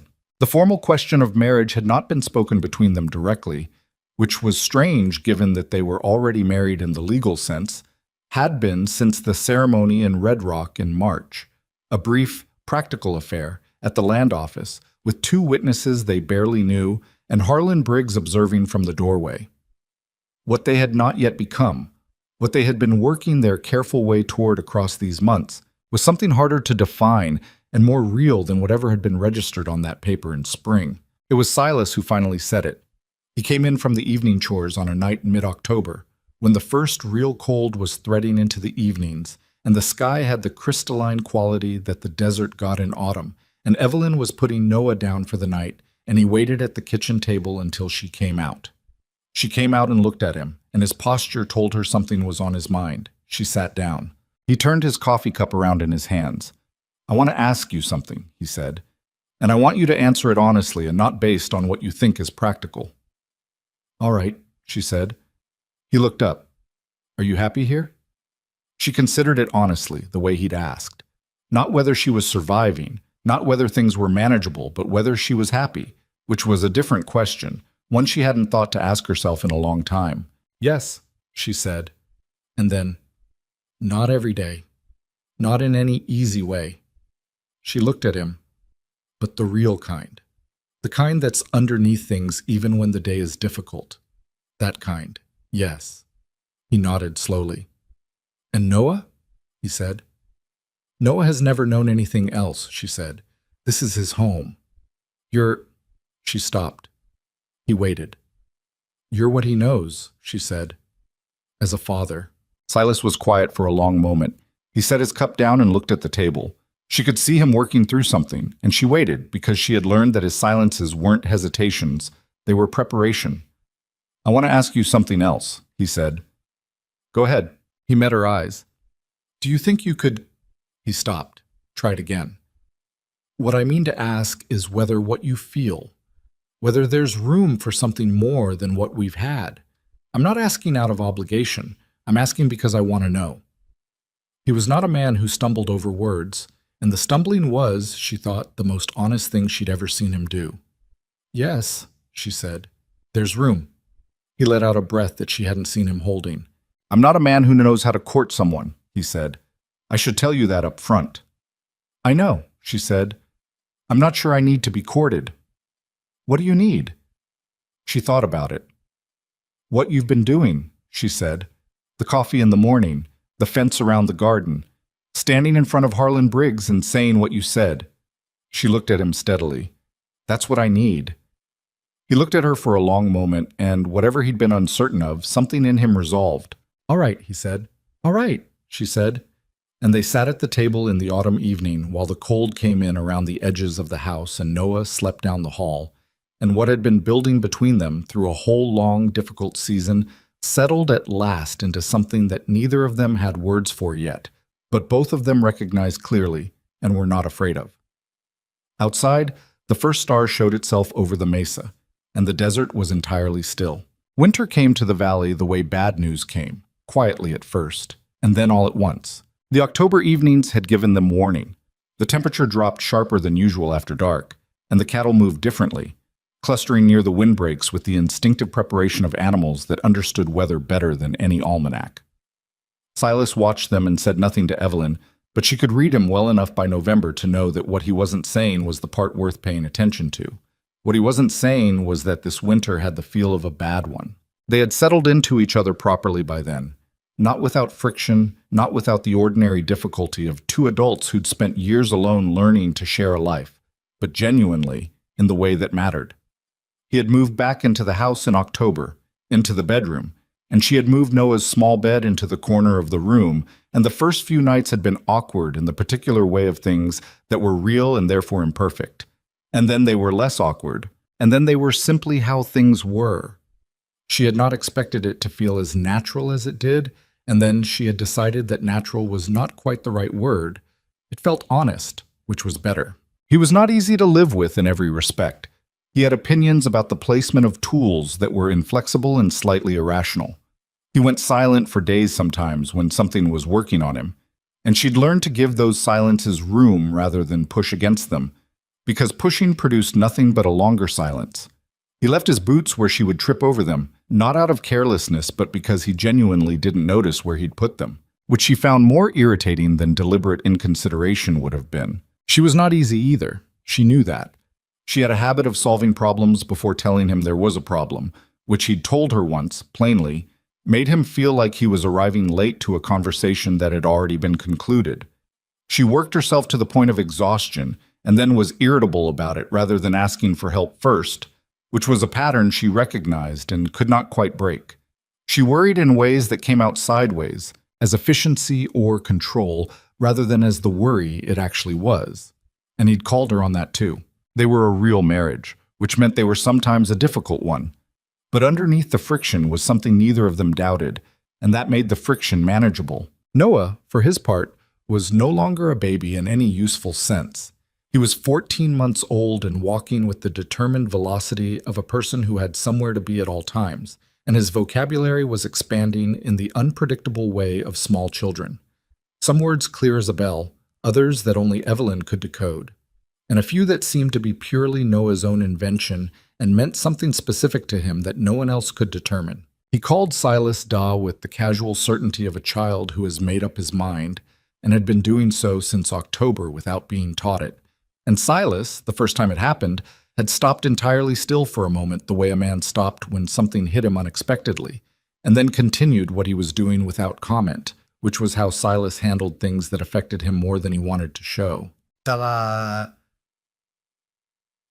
The first hard snow came in late November, and it was harder than Silas had expected, which meant it was harder than any winter in recent memory. 8 inches overnight, and a wind that cut across the flat like it had a score to settle, and temperatures that dropped below zero and stayed there. They managed the first weeks. It was brutal work. The cattle needed constant attention. Water sources froze and had to be broken twice daily. The hay had to be hauled in weather that made every task take 3 times longer than it should. Silas worked from before light until dark, and came in wind-burned and exhausted and ate and slept and did it again. Evelyn kept the house and managed Noah and cooked and hauled water and did the 100 things that needed doing inside while outside was trying to kill everything, and they barely spoke beyond necessity some days, which was not estrangement but simply exhaustion. And then Noah got sick again. Not like the first fever, the one in April that had climbed and broken in a night, and scared her without destroying her. This was different. This was the kind of sickness that came in on cold air and found a child whose immune resources were already working against the winter stress, the kind that settled in the chest and held on. She noticed it first in how he was breathing on a Thursday morning. A slight labor to it, a new sound, not quite a wheeze, but not right. She held him and listened and felt the familiar cold run down her back. By Thursday evening, he had a fever and a cough that went deep and produced a sound she didn't like. By Friday morning, she knew she needed a doctor. She told Silas at breakfast, which was barely light, with the temperature outside at something she refused to look at directly. "How bad?" he asked. He set down his cup. "His chest is congested. The cough is getting worse." She looked at him steadily. "I can manage a regular fever. This isn't that." He looked at Noah, who was sitting in Evelyn's lap with his cheek against her shoulder, breathing in that effortful way, his eyes too bright and too glassy. "Dr. Carreau is in Cutter's Crossing," Silas said. Cutter's Crossing was 32 miles. "The pass road will be drifted." "I know. It could take 6 hours each way in this." "I know," she said again. "I'm not asking you to go. I'm telling you what I think we need." He looked at her. "I'm going." "Silas? Evelyn." He said her name the way he said it when the conversation was over, not harshly, just finally. "I'm going." He was on his horse within the hour. She watched him go from the window, his figure getting smaller against the white flat, until the snow in the distance took him, and she turned back to Noah and did what she always did when there was nothing to do but wait. She worked. She kept the stove burning hot and the house warm, which cost wood she'd been rationing. She propped Noah sitting up when he slept because he breathed better that way. She kept fluids going into him and the patient, relentless way of a woman who had survived things by refusing to stop doing the next small thing. She talked to him, which she knew he couldn't follow entirely, but which seemed to calm him. Stories and observations and whatever came into her head, a running thread of her voice to give him something to orient to. The hours were very long. She did not let herself think about the road. She did not let herself think about the pass, or the temperature, or the distance. She banked that worry down and kept it banked, because there was nothing to do with it, and it would not help Noah. What she did let herself think about, in the quieter stretches, was Silas on that horse going into that weather without hesitation, and the particular quality of that, of a man who had not been asked to love this child, who had no obligation beyond what he'd chosen to create, riding into a blizzard at first light because the boy needed a doctor, and that was simply what you did. She had loved Daniel. She thought she understood love. She was realizing, sitting in the warm kitchen listening to Noah's labored breath, that she had perhaps understood one kind of it. Silas came back at dusk. She heard the horse before she saw the lamp, and she went to the window and then to the door, and he came in with Dr. Carew behind him, a small, compact man in his 50s who shed his coat and went straight to Noah without preamble, which was the correct order of priorities, and told her something reassuring about him. Silas stood in the kitchen while the doctor examined Noah. His face was wind-raw, the kind of red that came from sustained cold exposure, and he was moving with the stiffness of a man whose muscles had spent 6 hours fighting weather. He didn't say anything. He'd done the thing and didn't need to explain it. She made him sit down and put coffee in front of him and put her hand briefly on his shoulder, which was as much as she could manage right now with Noah in the other room, and he put his hand over hers for a moment, which was as much as he needed. Dr. Carew came out 20 minutes later and told her what she'd feared but could manage. Bronchial infection, serious but not the worst he'd seen, treatable if they kept the boy warm and still and got the medicine into him consistently. He had medicine. He left it with instructions that she read 3 times to be certain she had it right. Keep him sitting up as much as he'll tolerate, Carew said. The lying flat makes it harder. Steam helps. Boil water, let him breathe near it, nothing too hot. And if the fever goes above what we discussed, you get word to me and I'll come back. He looked at Silas. You rode through that pass. Yes, Silas said. Carew looked at him for a moment. The boy's lucky, he said. Silas shook his head slightly. Just doing what needed doing. Carew stayed the night because the weather made the return trip inadvisable, and Evelyn put him in the main room with blankets and was grateful for the presence of another person in the house, though she barely slept herself, checking Noah through the night at intervals, feeling his forehead, listening to his breathing. Around 3 in the morning, the breathing changed. She was awake and at his side before she'd fully decided to move, and she sat with her hand on his chest and listened, and what she heard was better. Not well, not fixed, but the labor had eased a fraction, the way weather eased when the worst of the front had passed. She sat there in the dark with her hand on his chest and let herself be relieved, cautiously, in the careful way she'd learned to allow good things, not all at once, in case they were taken back, but gradually, like letting light into a room a little at a time. She was still sitting there when she felt Silas behind her. She hadn't heard him come in. He moved quietly for a large man, and she didn't know how long he'd been awake or whether he'd slept at all. He put his hand on her shoulder and stood there, and she leaned back against him, not much, just slightly, and he didn't move. They stayed like that for a while, in the dark, with Noah breathing better between them. Noah recovered over the following week and a half, slowly and irritably, in the manner of small children who didn't understand why they felt wrong and couldn't be told.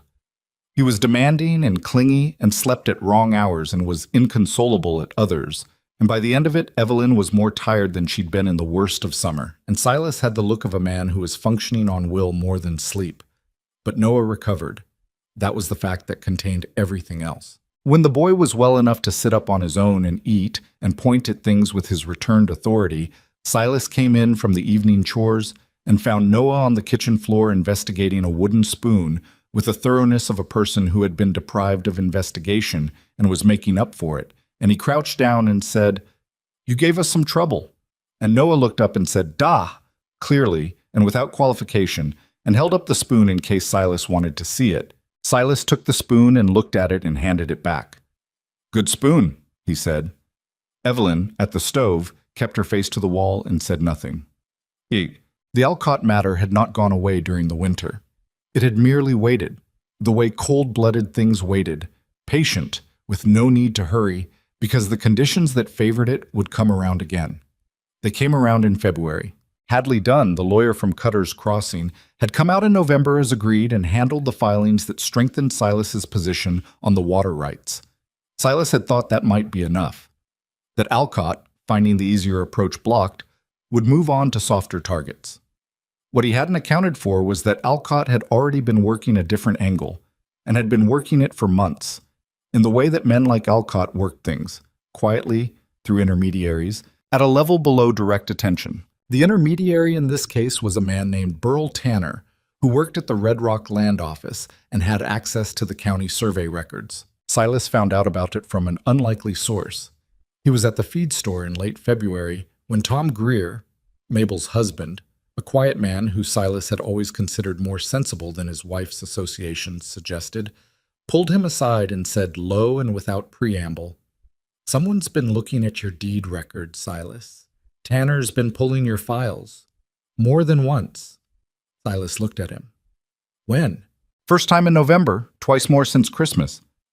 Tom looked uncomfortable, the look of a man doing something he'd decided was right despite the cost of it. "I keep records of who pulls what. It's my job. I noticed the pattern." "Did you tell anyone else?" "No, I'm telling you." Tom paused. "My wife's opinions are her own. Mine are different." Silas put out his hand. Tom shook it. He told Evelyn that evening, and she was quiet in her thinking way for a moment, and then said, "He's looking for something in the deed. A gap. An inconsistency." "There isn't one," Silas said. "Dunn went over the original deed when he was here." "Dunn went over it for water rights," she said. "What about the original survey markers, the boundary lines?" He looked at her. "What are you thinking?" "I'm thinking that if Alcott can't challenge the water rights, he might challenge the land boundary itself. If the original survey markers are disputed, if he can claim that part of your southern acreage actually belongs to adjacent land he now owns, he doesn't need to buy you out. He can litigate you out." The kitchen was very quiet. "That would take years," Silas said. "It would cost years," she said, "and money you'd spend fighting instead of ranching, and at the end of it, even if you won, you'd be diminished." She looked at him steadily. "That's the plan, I think. He doesn't need to win. He needs to make it not worth continuing." Silas sat with this. He turned it over. He could see the shape of it, now that she'd laid it out, could see how the months of Tanner pulling his files fit the pattern, how the long patience of it fit the character of a man who'd built a company on exactly this kind of attrition. "We need the original survey records," he said. "Yes." "And we need Dunn." "Yes." "And we need it documented before Alcott makes a move so that whatever he files, we can show the timeline." He looked at her across the table. It occurred to him, not for the first time, that she had a mind for this, for the hidden architecture of problems, for seeing the shape of things working against you before they completed their shape. He thought about how she'd grown up, what she'd told him about her father and the men with cleaner coats, and he understood that this ability had not come from nowhere. "When did you work this out?" he asked. "I've been thinking about it since November," she said. "I wasn't sure until Tom Greer told you about the files." "You didn't say anything." "I wasn't sure," she said again. "I didn't want to worry you about a theory." "Evelyn?" He said her name with a particular weight. "We talked about this." She held his gaze. "I know. You're right." She paused. "I'm still working on it." "I know you are," he said, not unkindly.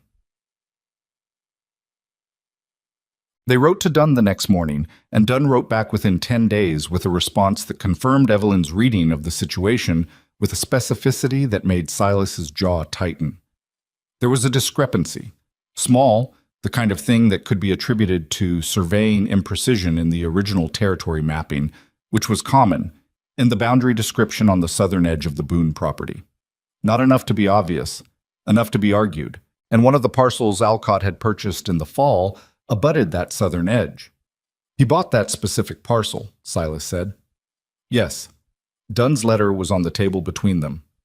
Months ago, before he approached me. He identified the discrepancy before he ever came to you, Evelyn said. The offer to talk, the pleasant introduction at the land office. That was already the backup plan. He already had the boundary issue in hand. Silas stood up and went to the window and stood there for a moment. She let him have it. What does Dunn need, he asked, without turning around. He needs the original survey stakes located and documented by an independent surveyor. He needs affidavits from anyone who can speak to where those stakes have always been. And he needs it done before Alcott files anything, so the record exists first. That's a lot to do in winter. Yes, she said, it is.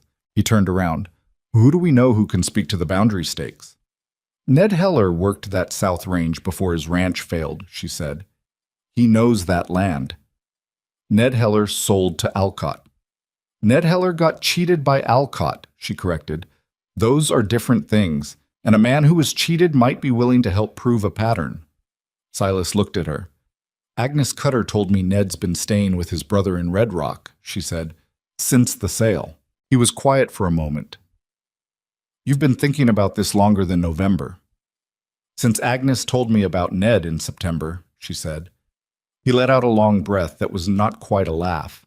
How many problems are you solving in your head that I don't know about? Some, she admitted. I'm trying to share them earlier. Try harder, he said, but the edge was not in it. What? Getting to Ned Heller in February meant going into Red Rock, which in the continued winter was no small errand. Silas went in with the wagon on a day that had a weak sun and temperatures that had lifted enough to be survivable, found Ned at his brother's house on the east edge of town, and sat with him at a kitchen table that wasn't his own and explained what he knew and what he suspected. Ned Heller was a narrow man in his mid-50s with a face that had the particular hollowness of someone who had lost something significant and was not yet over it, which was fair because he had and he wasn't. He listened to Silas without interrupting, and when Silas was done, he was quiet for a long time. The south boundary stakes, Ned said. You worked that range, Silas said. Before. I know where those stakes are. Ned's voice was flat and certain. I know exactly where they are, because I rode that line every spring to check the fence. They haven't moved. They're where they were put in the original survey, which I have no reason to think was wrong. He paused.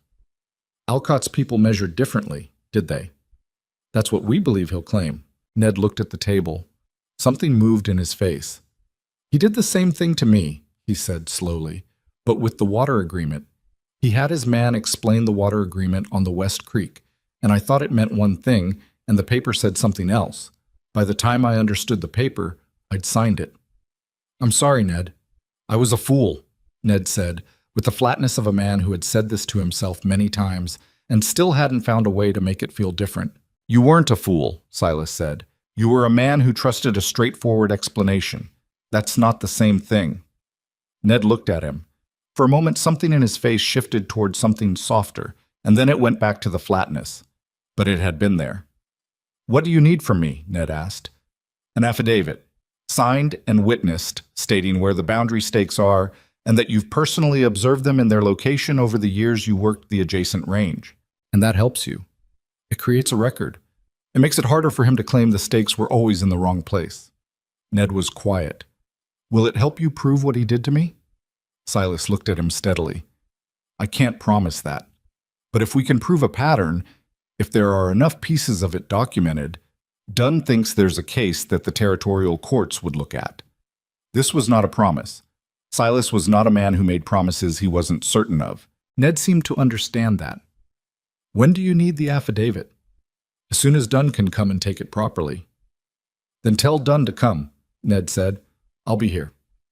Spring came in behind the winter's cruelty with a mildness that felt almost apologetic. The snow pulled back from the valley floor through March, and the creek ran full and cold, and the cattle that had made it through, more than Silas had feared, fewer than he'd hoped, came out from the windbreaks looking rough but alive. Noah came out from the winter looking considerably better than the cattle. He was 18 months old and had emerged from the respiratory illness with what seemed like increased vitality, as if his body had fought something and found that fighting was useful. He was talking more, a jumble of real words and invented ones, and he had formed strong opinions about most things, which he communicated clearly regardless of whether anyone had asked. He had also formed a clear opinion about Silas, which had been evident for months, but crystallized in the spring into something visible to anyone paying attention. He followed Silas, not constantly, not in the clinging way of a frightened child, but with the easy, companionable following of a small person who had decided where the interesting things were happening. When Silas was in the yard, Noah wanted to be in the yard. When Silas worked at something at the table, Noah appeared at his elbow wanting to observe. When Silas came in from the range, Noah pointed at him with the announcement of someone reporting an important arrival. Silas managed this with the same practical acceptance he brought to most things. He talked to Noah while he worked, which was more than he'd ever talked to himself, narrating what he was doing, asking questions he didn't expect answers to, accepting the answers he got, which were in whatever language Noah was currently operating in. He had learned over the winter how to read Noah's signals the way Evelyn had, when the boy was hungry versus tired, when the pointing meant come here versus look at that, when the sounds meant contentment versus the beginning of something louder. Evelyn watched this without comment, because comment would embarrass Silas and was not necessary. The thing spoke for itself. In April, Dunn came out and took Ned Heller's affidavit and spent 2 days reviewing the survey records and walked the southern boundary with an independent surveyor from Santa Fe who drove stakes at the proper positions and documented them precisely and filed the documentation with the territorial court. The week after Dunn left, Alcott filed his boundary dispute.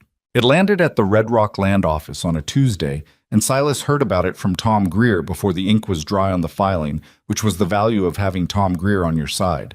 Silas came home and put the notification on the table, and Evelyn read it carefully twice and then said, "He doesn't know about the survey documentation." "He will," Silas said. "When Dunn responds, he'll know." "Yes." She looked at the paper. "He's going to be angry." "Probably. Angry men make mistakes." He looked at her. "You're not worried." "I'm worried," she said. "But we prepared. We did what we could do, and we did it in time." She set the paper down. "Whatever happens from here, we didn't go into it unprepared." He sat down across from her. Outside, they could hear Noah in the yard. They'd given him a length of fence to push against, which he'd been occupied with for half an hour. And the sound of him there, visible through the window, conducting his business with the world, was a particular kind of anchor. "When I came to this country," Silas said slowly, "I thought the hardest part would be the land, the weather, the work." He looked at the table. "I was right about all of those being hard, but they're not the hardest part." She waited. "The hardest part is what it costs you if you try to do it alone, Wissam," he said. "I did it alone for 17 years, and I didn't understand what that cost until I had something different." She was quiet for a moment. "You're not alone now." "No," he said. "I'm not." He reached across the table and put his hand over hers, the way he had in the winter dark, and she turned her hand palm up and held his. Outside, Noah had abandoned the fence in favor of something else, and was reporting this development loudly to no one in particular, his voice carrying clean and bright in the April air across the yard, out toward the greening flat where the land was waking up again after everything the winter had done to it, indifferent and resilient in the way of land, the way of things that could be knocked down and got back up and had no memory of falling. And inside, at the kitchen table, in the home they had made from practicality and stubbornness, and things that had no name except that both of them knew them, Silas Boone held his wife's hand and did not let go. That evening, after supper, after Noah was asleep, he told her the thing he'd said in the land office on that cold spring day that she hadn't been there to hear, told her what he'd said and how he'd said it, plainly, the way he said everything. She listened. "Blood doesn't make a father," he said. "Staying does." She looked at him in the lamplight. "I meant it," he said. "I know," she said. "I know you did." She reached up and touched his face, which was weather-roughed and imperfect and entirely familiar to her now, every line of it, and he turned his cheek slightly into her hand the way he did when he was letting something in, and the lamp burned between them, and the night was quiet outside. And whatever Alcott did next, whatever the territory or the weather or the years brought to bear against what they had built, it would find them standing in it together. That was not nothing. That was, in fact, everything. Alcott's boundary dispute lasted 14 months. That was the shape of it. Not a confrontation, not a single decisive moment, but 14 months of filings and counterfilings and letters from Dunn and letters from Alcott's lawyer in Santa Fe and appearances before a territorial magistrate who seemed to regard the whole matter with the weary recognition of a man who had seen this particular kind of scheme before and was not impressed by it.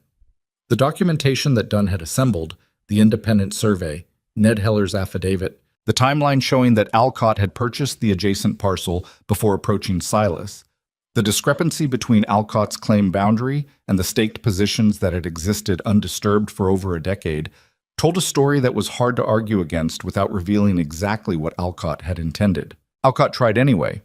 He was not a man who accepted the failure of a plan gracefully. He filed supplementary claims and challenged the credentials of the independent surveyor and submitted his own survey conducted by a man from Albuquerque who produced measurements that contradicted the original documentation in ways that strained credibility. Dunn addressed each filing methodically, without drama, building the record piece by piece the way a careful man built anything meant to last. What broke Alcott in the end was not any single legal argument. It was Ned Heller's affidavit combined with two others that emerged as the case progressed. Ranchers who had sold to Alcott in that terrible winter, and who, once they understood that someone was building a documented case, found the courage to put their own names to paper. Men who had been humiliated by the experience, who had not spoken about it because there is a particular shame in having been deceived that makes people stay quiet, even when quiet serves the person who deceived them. Ned had spoken first. The others followed. The magistrate ruled against Alcott in June of the second year, with language in the ruling that was pointed enough to constitute a public rebuke. The Alcott Company did not appeal. 2 months later, Silas heard through Tom Greer that Alcott had moved his operation east, toward territory where the records were newer and the ranchers less organized. Silas told Evelyn on a Tuesday evening, and she received the news the way she received most things, steadily, without excess. "It's over," he said. "Yes," she said. "That's all you've got?" She looked at him across the kitchen. "I'm relieved," she said. "I've been relieved for 6 months, honestly. Once the magistrate heard the affidavits, I knew which way it was going." "You didn't say that." "I didn't want to be wrong." He looked at her. "Evelyn?" "I know," she said. "I'm working on it." He shook his head slightly, and the thing at the corner of his mouth that was almost a smile came and went. Noah, who was 2.5 and had opinions about dinner, appeared in the doorway and announced that he was hungry with the blunt authority of a person who considered this information urgent. 5 minutes, Evelyn told him. He pointed at Silas, recruiting an ally. "What she said," Silas told him. Noah assessed this coalition against him and retreated, which was the closest he came to accepting defeat. The years did not pass gently or quickly. They passed the way time passed on working land, full and hard and faster than expected, when you looked back, and slower than possible when you were inside them. Noah grew. This was the central fact of the years that followed, around which everything else arranged itself. He grew the way children did in the territory, quickly in the body, unevenly in everything else, all angles and speed for a while, and then settling gradually into his own shape. He had Evelyn's dark hair and her directness, and a stubbornness that Silas claimed came entirely from her side, and Evelyn claimed came from somewhere else entirely. And they had this argument cheerfully and without resolution for years. He was not an easy child, which they had both suspected from early on. He was curious about everything and patient about almost nothing, and his need to understand how things worked meant he had disassembled or attempted to disassemble most of the ranch's movable equipment by the time he was 7, not out of mischief, but out of genuine interest in the interior mechanics of things, which Silas recognized and Evelyn recognized, and which they decided to encourage rather than suppress, within limits that required regular renegotiation. He learned to ride early because the ranch required it, and because he wanted to.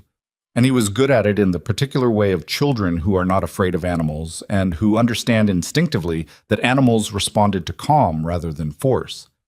Silas taught him the cattle work patiently in the way Silas did everything, showing rather than explaining, letting the learning happen through the doing rather than through instruction, which suited Noah's temperament better than a classroom would have. He was 8 when he asked about his father. Not Silas. He'd never had any confusion about Silas, who was simply and completely his father in every way that the word meant anything to him. He asked about the man who had existed before, the one his mother had been married to in Pennsylvania, the one who wasn't here. Evelyn had known the question was coming. She'd been carrying the shape of it for years, rehearsing various versions of how to answer, and when it finally arrived, on an ordinary Wednesday afternoon when Noah was sitting at the kitchen table while she worked, and it came out of him with the casual directness of a child who doesn't yet know that some questions are heavy, she sat down and answered it honestly. She told him about Daniel Mercer. She told him he had been a good man who worked hard and laughed easily and had not had enough time. She told him that Daniel had not known about Noah, had died before Noah was born, and that if he had lived, he would have loved Noah. She was certain of that. Whatever else might have been uncertain. She told him that grief was not disloyalty, that loving Silas, which Noah had done from the beginning without being asked to, was not a betrayal of a man he'd never met. Noah listened with the serious attention he brought to things that mattered to him. When she finished, he was quiet for a moment. "Do you miss him?" he asked. "Yes," she said. "Not the way I used to, but yes." He thought about this. "Does Pa know about him?" "Yes. I told your Pa about him when we were getting to know each other." "What did he say?" She thought about it honestly. "He said that a man who was worth knowing deserved to be remembered." Noah absorbed this. "That sounds like Pa." "It does," she said. He went back to what he'd been doing, working at something with a piece of rope, a knot he was trying to learn.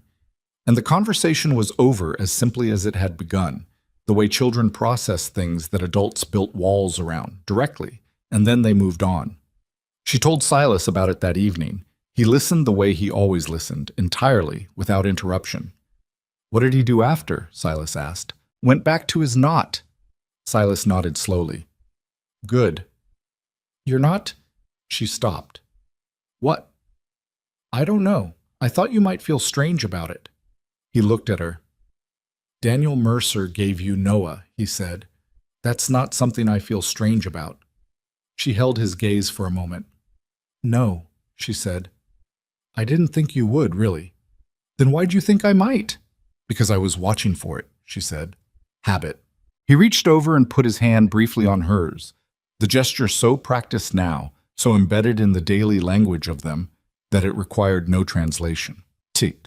The school was Evelyn's idea, though it took 3 years from the idea to the building. It started from necessity.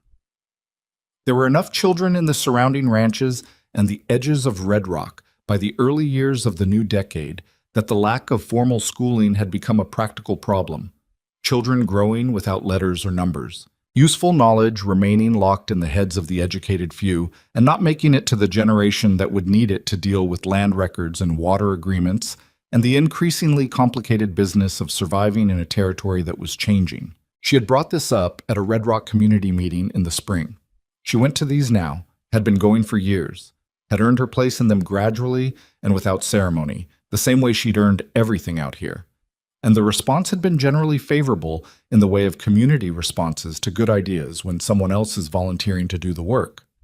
She did the work. She organized the families, secured commitments for materials and labor, wrote twice to the Territorial Education Office in Santa Fe until they responded, and designed a curriculum modest enough to be credible and thorough enough to be useful.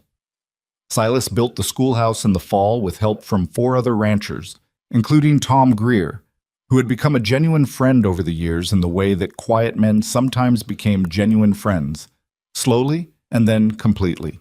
The school opened in January with 11 students, a wood stove, a hired teacher from Santa Fe who lasted 2 years before she married and moved to Colorado, and a second teacher who Evelyn found through a correspondence that consumed most of her evenings for 3 months, and who stayed for 7 years and taught every child in the valley, including Noah. Noah was not the best student in the school.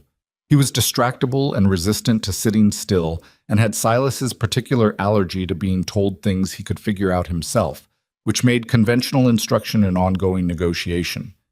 But he was quick, genuinely quick, and what caught in him caught deep.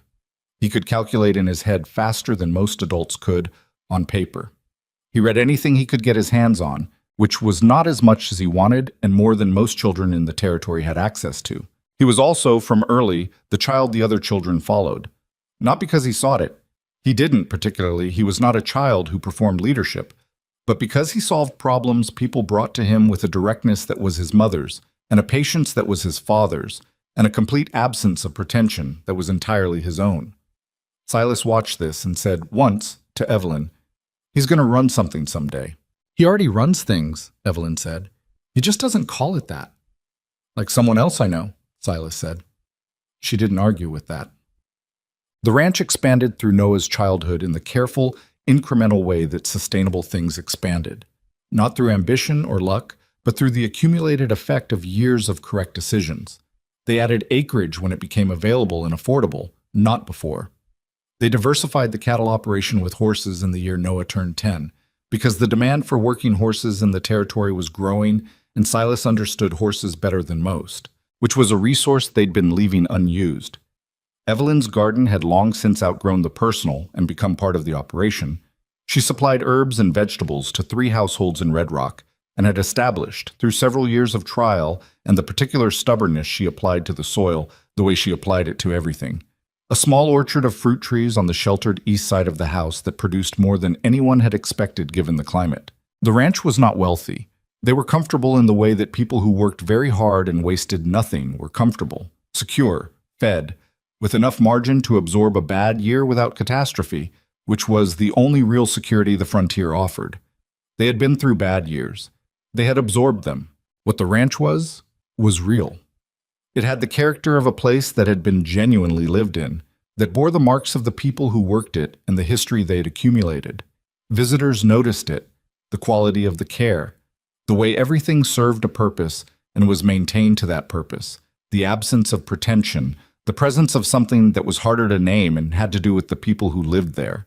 Mabel Greer noticed it, though this took longer. Mabel had not softened overnight because people like Mabel did not soften overnight. They softened through the accumulation of evidence that contradicted their assumptions. Evidence delivered patiently and consistently over time, which was exactly what had happened. By the time Noah was 5, Mabel had shifted from pointed observation to diplomatic distance. By the time he was 8, she had made a remark at a community meeting that amounted, in the careful language she used, to a compliment about what Evelyn had done with the school effort. By the time he was 12, she had invited Evelyn to the quilting circle, which Evelyn attended twice and then declined gracefully because she genuinely didn't have the time, and Mabel accepted this with something approaching respect. It was imperfect. Real things were, but it was real. Mots. The winter Noah turned 15 was the winter Silas first got sick. It was nothing dramatic. A cough that wouldn't leave, a tiredness that accumulated differently than the tiredness of work, a gradual loss of the physical margin that had always been there. He didn't mention it for months, which was so entirely in character that Evelyn could not even be properly angry about it when she finally noticed and forced the conversation. "How long?" she said. "A while," he said. "Silas. Since December," he said. "Maybe before." It was March. She got Dr. Caro, who was older now and had trained a younger partner in Cutter's Crossing, and Caro came out and examined Silas with the thoroughness of a man who had known him for over a decade and who understood what he was looking at. The news was not catastrophic. It was not good either. It was the kind of news that meant changes, that what had always been available to him physically would be less available now, that certain kinds of work would have to be distributed differently, that the body was beginning the long renegotiation that it eventually demanded of everyone. Silas received this news with the same flat steadiness he brought to all difficult information. Noah received it differently. He was 15, which was old enough to understand what it meant, and young enough to feel it without the protective distance that adults built around hard things. He came to his father the evening after Caro left, and sat across from him at the kitchen table. The same table that had held 1,000 meals and difficult conversations and ordinary Tuesday mornings, and looked at him directly. "Tell me what you need me to do," he said. Silas looked at his son. "You're 15. I know how old I am." "The hard work. I can do the hard work," Noah said. "I've been doing it for years. I'm not asking to do it instead of you. I'm asking what you need." Silas was quiet for a moment. In the lamplight, Evelyn saw him looking at Noah with the particular look she'd seen him wear at certain moments over the years. The look of a man encountering something that surpassed what he'd expected, and finding it almost more than he could hold steady under. "The south fence line needs a full repost in spring," Silas said. "That's the hardest job. I'd have done it myself." "I'll do it," Noah said. "It's 3 weeks of work." "Then I'll start 3 weeks before it needs to be done." Silas looked at him. "I'm not doing this to take over," Noah said. "I'm doing it because you built this place, and I intend for it to stand." There was a silence in the kitchen that was not empty. "All right," Silas said. Noah nodded. He looked at his mother briefly, something passing between them that was wordless and complete, the language of people who had grown up watching each other carefully. And then he pushed back from the table and went to check on the horses for the night. Evelyn looked at Silas. "He's you," Silas said quietly. "He's himself," she said. "He's also you." She didn't argue. The south fence line got done in 3 weeks in the spring. Every post, every wire, Noah and 2 hired hands he'd organized and directed with a competence that Silas watched from a distance, with the mixed experience of a man who was proud and aware of what that pride was costing him, which was the ordinary complicated feeling of a father watching his son become capable of the things the father could no longer do. It was not simple. It was not supposed to be simple. Silas recovered some in the summer, not to what he'd been, but enough to work at a modified pace, to be present in the daily operation in the ways that still served. He shifted to the work that was less physical and more judgment, the decisions, the planning, the negotiations with buyers, and the management of the accounts, which Evelyn had always managed alongside him, and which Noah was learning with an aptitude that surprised no one who knew him. What Silas still did, every morning without fail, was walk the near range at first light. He'd done it for 30 years. It was the thing that told him what the land needed, what the cattle were doing, what the weather intended.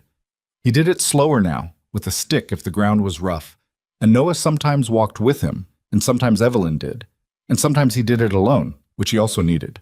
On a morning in September, when Noah was 16 and had been running the South operation effectively for nearly a full season, Silas and Noah walked the near range together in the early light. The air had the September quality that Silas had tried and failed to put words to across 30 years, something to do with the temperature finding its balance, and the light coming in at an angle that made the familiar look newly considered. They walked without talking for a while, the way they sometimes did, comfortable with each other's quiet. "Do you remember," Noah said, "when I was little? You told me the south pasture held more water underground than it looked like." "I remember. I want to dig test wells out there. 3 of them. See what we've actually got." Silas looked at him. "That's been on your mind a while. Since last summer." Noah looked at the pasture in question, his eyes moving over it with the reading look that Silas recognized because he'd cultivated it deliberately and been surprised to find that Noah needed no cultivation. He'd developed it on his own. "If there's water there, we can run twice the head on the south section, maybe more. It's an investment. It pays back in 2 years if I'm right about the water. And if you're wrong, then I'm wrong, and we know something we didn't know before," Noah said. "That's worth something." Silas was quiet for a moment. He looked at the south pasture, then at his son standing beside him with the easy confidence of a person who had earned the right to it through work, not assumption. He thought about a stagecoach door opening in March 20-some years ago, and a woman stepping down with a baby in her arms, and the entire town of Red Rock going quiet around him, waiting to see what he would do. He thought about how the decision he'd made in that moment had felt, from the outside, probably like a reckless thing, a man taking on more than he'd bargained for, setting himself up for difficulty, being naive about what he could and couldn't manage. He had not been naive. He had simply looked at the situation and understood what mattered and acted on that understanding, which was the only thing he'd ever known how to do. "Dig your wells," he said. Noah nodded once. They walked on. The wells produced water. Not an enormous quantity, but enough.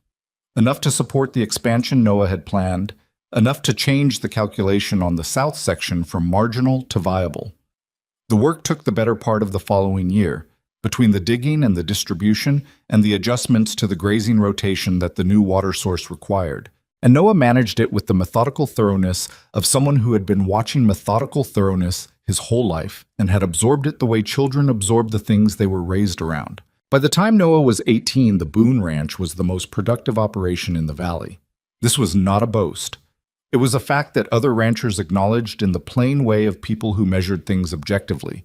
And it was a fact that had come about through no single brilliant decision, but through the accumulated effect of decades of correct ones, made by imperfect people under difficult conditions with incomplete information, which was the only way any real thing got built. What happened that year, quietly, without ceremony, in the way that important things sometimes happened, was that Noah took over the management of the ranch. Not because Silas was finished. He wasn't, not in the ways that mattered, but the work had distributed itself naturally across the years, following competence and capacity.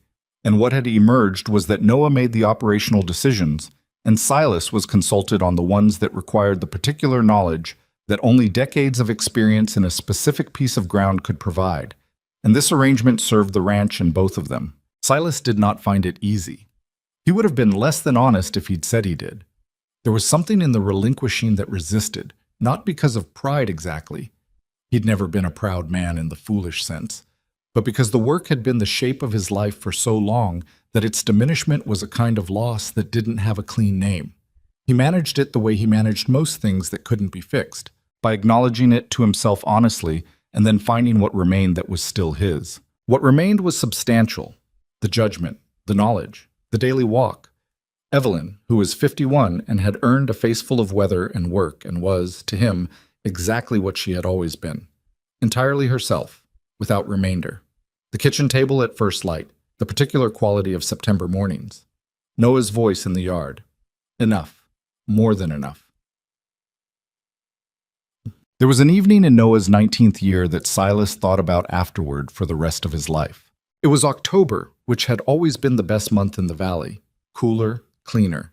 The light doing what only October light did in this country. They were all three on the porch after supper, which happened sometimes in good weather when the day had been long and the sitting felt earned. Noah had a piece of equipment he was examining, some mechanical problem he was working through with his hands, while his mind ran somewhere else, the way he'd always done his best thinking. They were not talking about anything in particular. The silence was the comfortable kind. After a while, Noah set the equipment piece down and looked out at the land in the fading light and said, "I've been thinking about the Heller section." The Heller section was the parcel that had been Ned Heller's ranch, the one Alcott had purchased and then lost in litigation complications that had eventually returned the land to territorial disposal. It had come up for purchase twice in the past 5 years, and they hadn't been positioned to make the move. "What about it?" Silas said. "We're positioned for it now," Noah said. "We could absorb it. It would take every margin we have, and the first 2 years would be tight. And then we'd be the largest single operation in the valley, with water rights on both sides of the creek, and we could afford to run the horses the way you've always said they could be run if we had the land for it."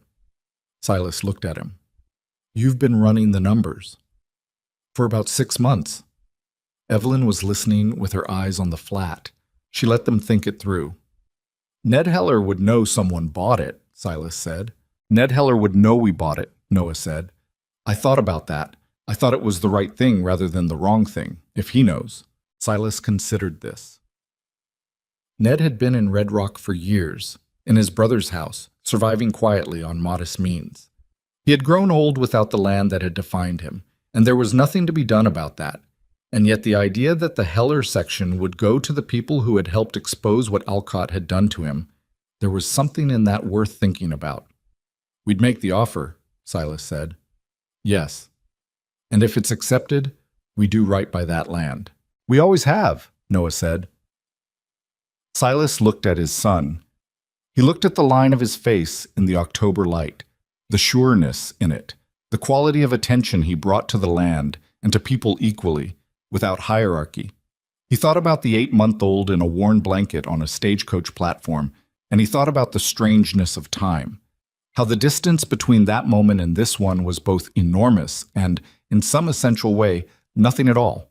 He thought about what he'd known on that platform, that he was looking at something worth protecting, that the arithmetic of the situation was irrelevant when set against what was actually in front of him, that some decisions weren't decisions so much as recognitions, moments when you understood what was true and acted accordingly. He had not been a man who expected much from his life, in the years before that stagecoach arrived. He had built something real out here, and he was grateful for it, but he had built it mostly to have something to do with himself, and the doing of it had been its own reward, and he had not expected more. He was not a man who expected more. He had been wrong about that. "Make the offer," Silas said.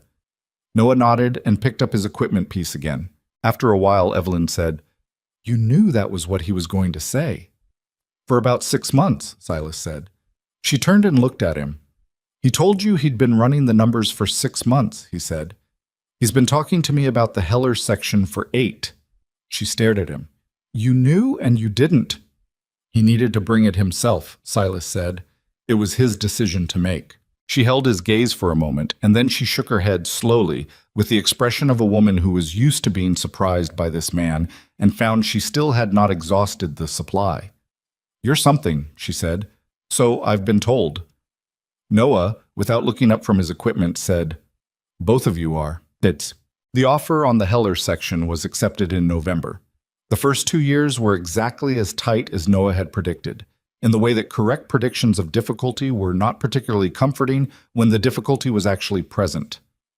There were months when the margin was thin enough to require decisions about what to defer, and those decisions were made carefully and without panic, and what had to be deferred was deferred, and what had to be maintained was maintained. What was never deferred was the school. Evelyn had built the school, and it was the thing she was most stubbornly attached to in all the years of her work in the valley. And the school had its own momentum now. Its third teacher, a young man from Albuquerque who was good with the older students and better with the difficult ones, an enrollment that had grown to 23 children from 11 ranches, including 2 families that had settled just to be close enough for their children to attend. Noah had, the previous spring, built an addition to the schoolhouse. He had done it with his own hands and 3 hired men over a period of 3 weeks. And when Evelyn had thanked him, he had shrugged and said the old building was too small and had been for 2 years, which was true, and which was not quite the whole truth. The whole truth was that the school was his mother's work, and the ranch was his father's work, and he intended for both of them to outlast the people who had built them, because that was what it meant to build something. You built it past yourself. He had learned this from watching. That was the thing about growing up inside something real. You absorbed it at a level below conscious understanding, and what you built when it was your turn came out shaped by what you'd been shown, even when you couldn't articulate the showing. Silas was 63 the autumn Noah married.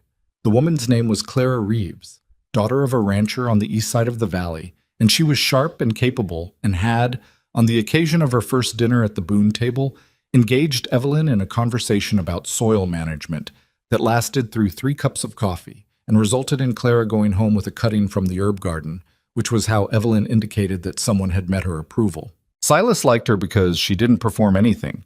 She was simply who she was, in the direct way of people who had grown up working rather than performing, and she was good for Noah in the specific way of people who could hold their own against him, which not everyone could. The wedding was small, at the ranch, in October, which was the right month for it. The valley came, more people than the porch could hold, spilling into the yard, which was fine.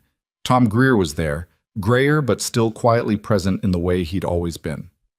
Agnes Cutter, who was 71 and had outlasted her own husband and showed no sign of slowing, sat in the best chair and observed everything with the authority of someone who had earned the right to have opinions. Even Mabel Greer came and shook Evelyn's hand at the end with a sincerity that was imperfect and genuine in equal measure, which was the best that could be asked of most things. Silas stood at the edge of the yard when it was mostly over, the way he stood at the edges of things, and watched Noah and Clara talking to a group of younger ranchers across the yard, Noah with the ease of a man who was exactly where he was supposed to be. Evelyn came and stood beside him. "Well," she said. "Yeah," he said. They stood there for a while. "Do you remember," she said, "what you were afraid of? Before March, before I arrived." "I wasn't afraid," he said. She looked at him. "I was uncertain," he said. "It's different." "What were you uncertain about?" He thought about it honestly, which he always did. "Whether I was too set in my own ways to make room for another person," he said. "Whether a woman who came out here would find it worth the price." A pause. "Whether I was the kind of man who could be a father." She was quiet. I don't think about those things anymore, he said. I know, she said. I can tell. He looked at her, at the face he'd been looking at for over 20 years, familiar in every line and expression, surprising him still sometimes, which was one of the things he had not expected from a life lived alongside someone. Was it worth the price? He asked. The coming out here. She looked at him with the expression that was entirely hers, direct, undecorated, the look of a woman who had survived enough to know the value of things precisely. You know the answer to that, she said. I want to hear it. Yes, she said. It was worth it. She held his gaze. Every hard piece of it. He nodded once. He looked back at the yard, at Noah, at the land beyond him going gold in the October light, at the schoolhouse visible above the rise, at the full particular shape of what had been built here. He was not a man given to large statements. He had said what needed saying across the years in the small, direct ways that were his nature, and it had been enough, and he believed it would continue to be enough. But there was something he had understood, standing in that yard in the October afternoon, that he had spent 20-some years understanding, arriving at it gradually, the way you arrived at the understanding of anything real. It was this, that the life you built was not made of the large decisions, though those mattered. It was made of the small ones, of staying when it would have been easier to go, of turning your hand to what needed doing rather than waiting for a better moment, of telling the truth to someone who needed to hear it and being honest when you didn't know how, of walking a fence line in the morning, not because it was heroic, but because the fence needed walking, of reaching for the hand of the person beside you, of opening your door. He had opened his door on a March afternoon in Red Rock, and everything that stood here now had come through it. The boy who had become this man, the woman who had become his life, the land that bore the mark of all of them and would keep bearing it long after. He was not a man who needed credit for the decision. He'd never thought of it as a decision worth crediting. At the time, it had simply been the only thing that made sense to do. Maybe that was the thing worth passing on, he thought. Not the land or the cattle or even the school, but the knowledge that the moments that changed everything rarely announced themselves as significant. They came quietly, in the form of ordinary choices made in ordinary circumstances by ordinary people trying to act with some basic decency in a world that made decency difficult. You kept your word. You stayed. You did the work. You made room. The rest followed. Noah laughed at something across the yard, a full, open sound. And Clara turned toward him the way people turned toward the people they'd chosen, and the October light came down on all of it.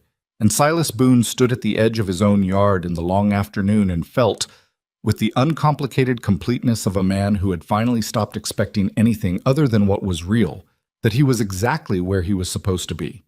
That was enough. That had always been enough. He just hadn't known it yet, that March afternoon when the stagecoach door swung open and the whole world went quiet. He knew it now.